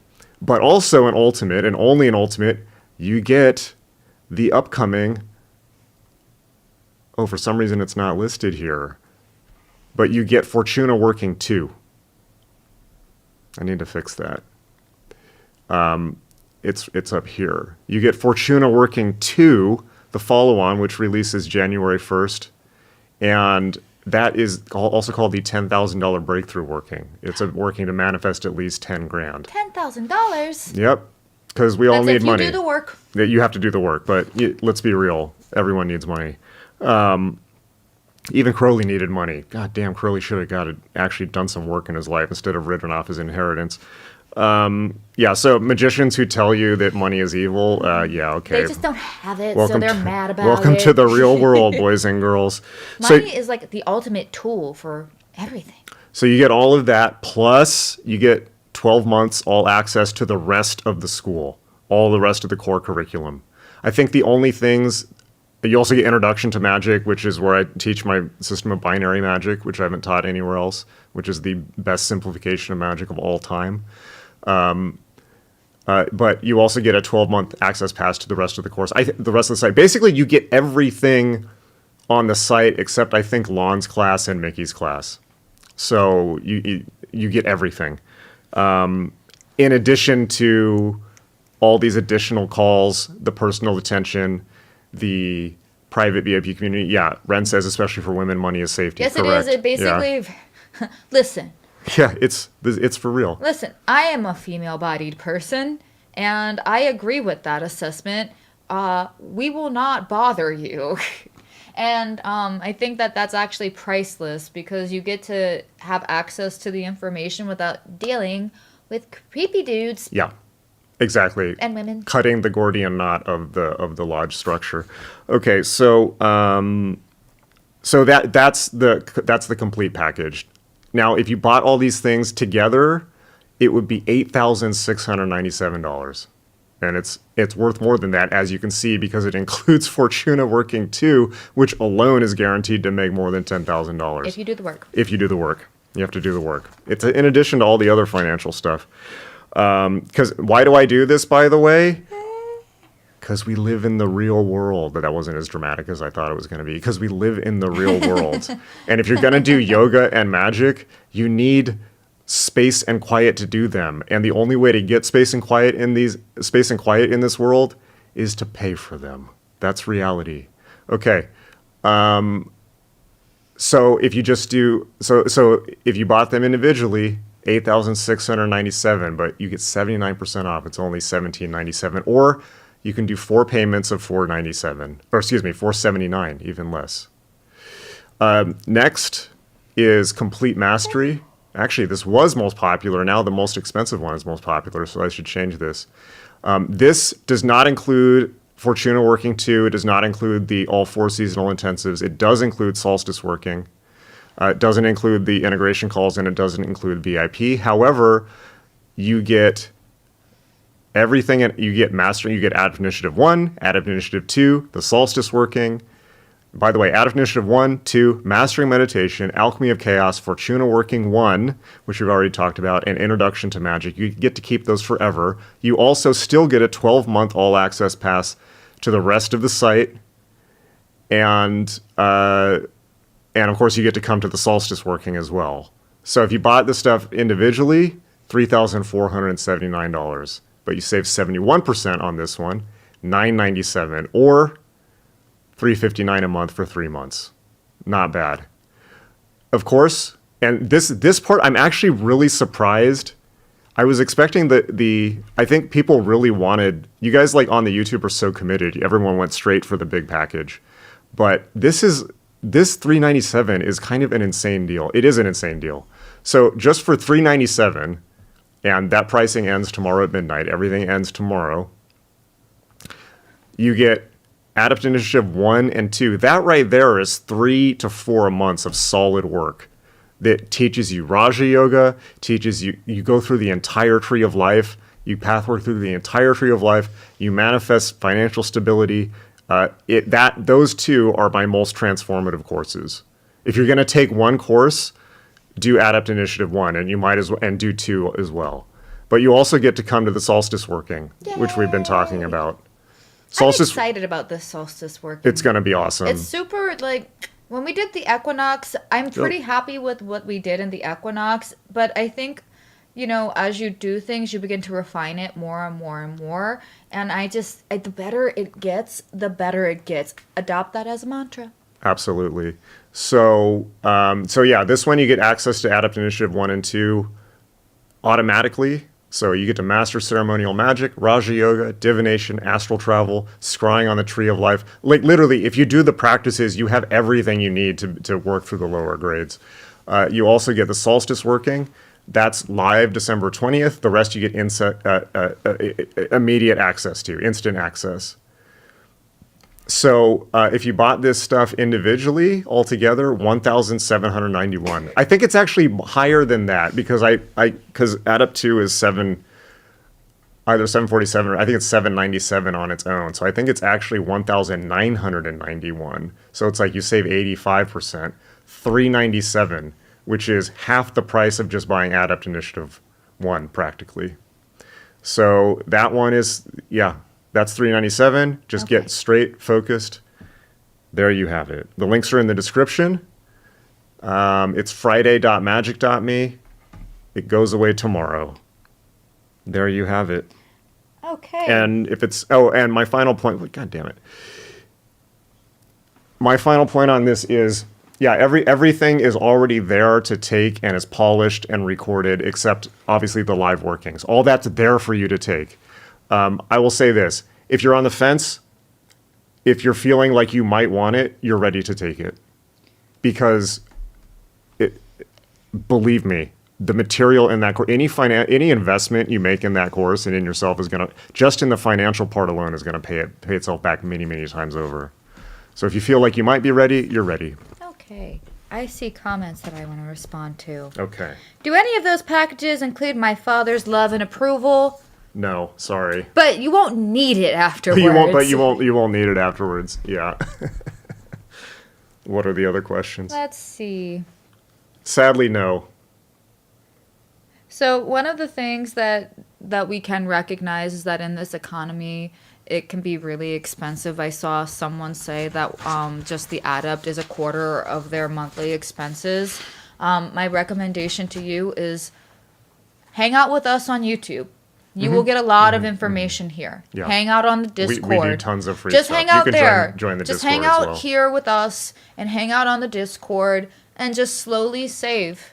And listen, next year there will be another Black Friday sale. It won't be this good because I learned a lot on this one. It's not going to be this. But I'm not going to offer 80% again. But in case like your life is a little bit restricted in that area, don't feel bad about it. Like, just hang out with us here. You will learn a ton just from this group and just from us. And to be honest with you, I want to make it very clear too.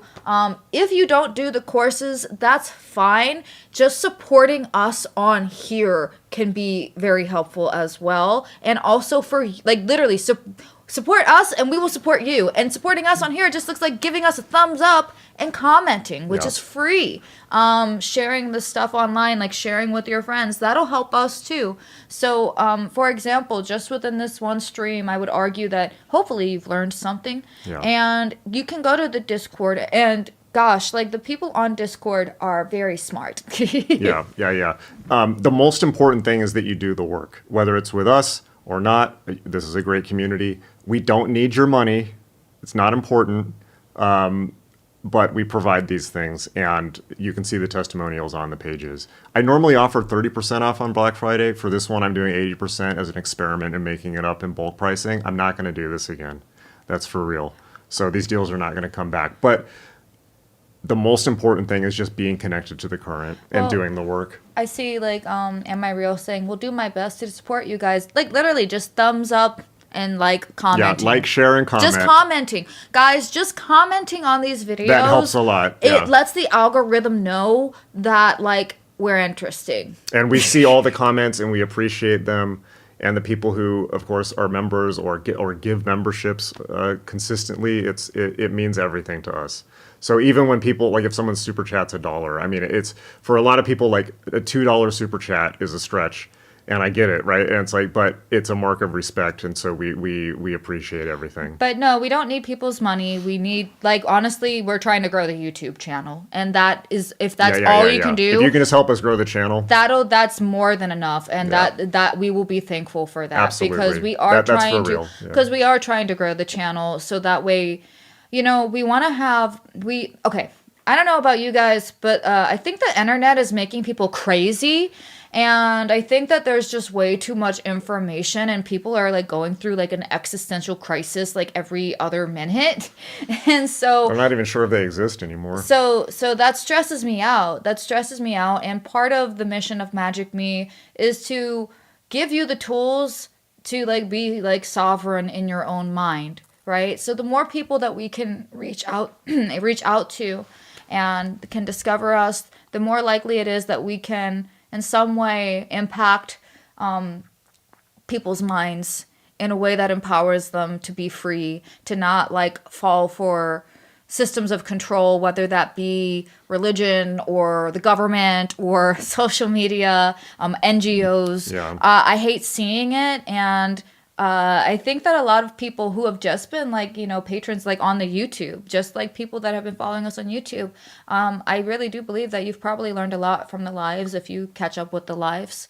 And like, for example, we did a Logic stream the other night, and I'm pretty sure that was helpful to some degree. We're going to do rhetoric next. Yeah, we're going to keep doing this. So. And so just, you know, just your participation, just you being here, that's really all that we ask for. And that you show up and you do your best. And you know what your best is. Nobody has to tell you. We're just here to remind you that at bare minimum, do your best, because ultimately, I don't want to live in a world with people just like parroting and regurgitating memes. Yeah. I don't want that. And I think that the reason why Magick Me is so awesome and why the community is so awesome, for example, in the Discord, is because we don't, like, it's not an echo chamber by any means. For example, the panel that I watched yesterday, I will not go into it that much, but it was just like a bunch. Don't cause more drama. It was just like a bunch of practitioners that already agreed with each other, and it was basically them bitching and moaning about like non-issues. In my perspective, they could have done a lot more with what they had. That's not what you're going to get in the Discord. We do have some mild debating in the Discord. I like to believe that we keep it relatively respectful, but like we're a bunch of like we're very sarcastic on there. So you do like you can't be a bitch. But like you have to have some kind of skin or we'll make you have thick skin, damn it. We will make you think. Because so be prepared to have your ideas challenged. I don't think that it's necessarily... Yes, Odin says we effort post. Yes. I don't think it's necessarily an echo chamber on there. I'm pretty sure that there are lots of people on the Discord that I disagree with and that disagree with me. And guess what? We learned. You can disagree with somebody and still be cordial. Imagine that. Yeah, Maria says it's an enjoyable channel. Thank you. Patchwork says, I like this channel a lot. Of course, I'm going to do whatever I can to help you guys grow from one serious magician to another. Thank you so much. Thank you. Brandon says, yeah, Jason and Damien. Damien's great. Damien's a wonderful teacher. Alan Chapman's a great teacher. You know, like Damien is always on YouTube. Check his stuff out. Were key in me finding out about these practices. I've learned and changed so much for the better since discovering you too. Amazing. Yeah. We just want everybody to be their best and to not be like zombies. Inevitably, the thing is with Magick is that it's not...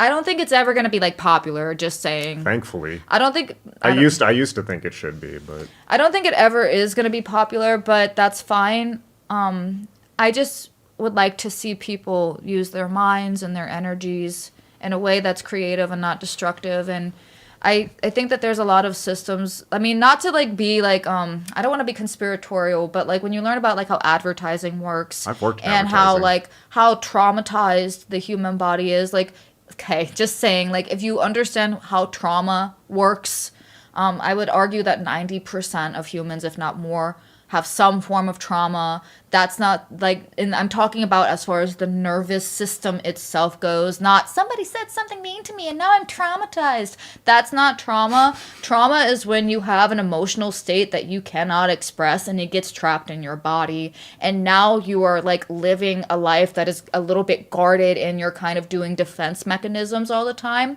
I don't believe in getting rid of your defense mechanisms, but I do believe in like, you know, being aware of your trauma. That's a long way of saying that your trauma gets used against you, your fears get used against you, and a lot of people, when they're not doing like a practice that gets them into their body, they've kind of like become like, I mean, just like animals kind of, and that's not to be mean or anything, but it's like they're constantly reacting, you're constantly reacting, versus like if you're doing a meditation, if you're doing yoga, if you're doing the things that you ought to do, it's harder to control you. And I think I think we need more of that, to be honest. So that's why I feel really strongly about what we do, because I believe that everybody has the power actually to create life as they wish. I mean, obviously we have some limitations because this is a 3D physical realm where there are laws of physics and stuff like that, and the economy. But yeah, I want everybody to remember that you are free. Yeah, the metaphor, not metaphor, but the way that I've explained it before, and the way that I will continue explaining it is I did this in the American Magic video. I think I did this in that one too. There's the vertical and the horizontal axis of the work. The vertical axis is what we're talking about with this. It's doing the work, it's doing the meditation, it's doing the rituals. It's becoming internally liberated and internally free, right? This is the technology of freeing oneself, okay? That's not for everyone. It's a lot of work, and we understand that. The horizontal axis, these are, by the way, roughly analogous to the AA and OTO, okay? Which we're not claiming, although I am, no, we'll talk about that later. But the horizontal axis, I've talked about this before, but the horizontal axis is taking up the sword to maintain freedom and freedom of thought in the world. And that is a battle that that is being fought. It is an active war. It's one that a lot of ground has been lost in. A lot, even in our lifetimes. So much freedom has been lost.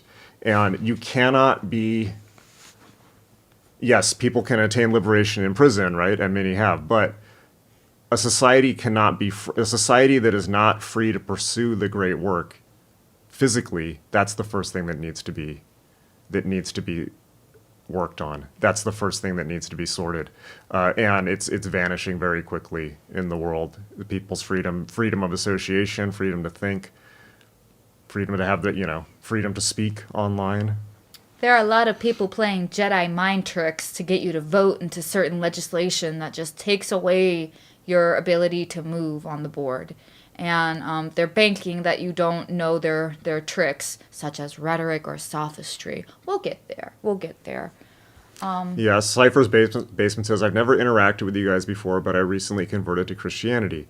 You guys are probably really nice, but I have to leave you forever. I hope you all have a good life. We hope you have a good life too. That's wonderful for you if that's your path.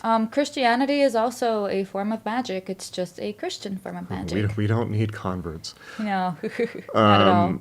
Go be with Jesus. Yeah, We like him. We put him on S tier. If that's what makes you happy, then do that. Yeah.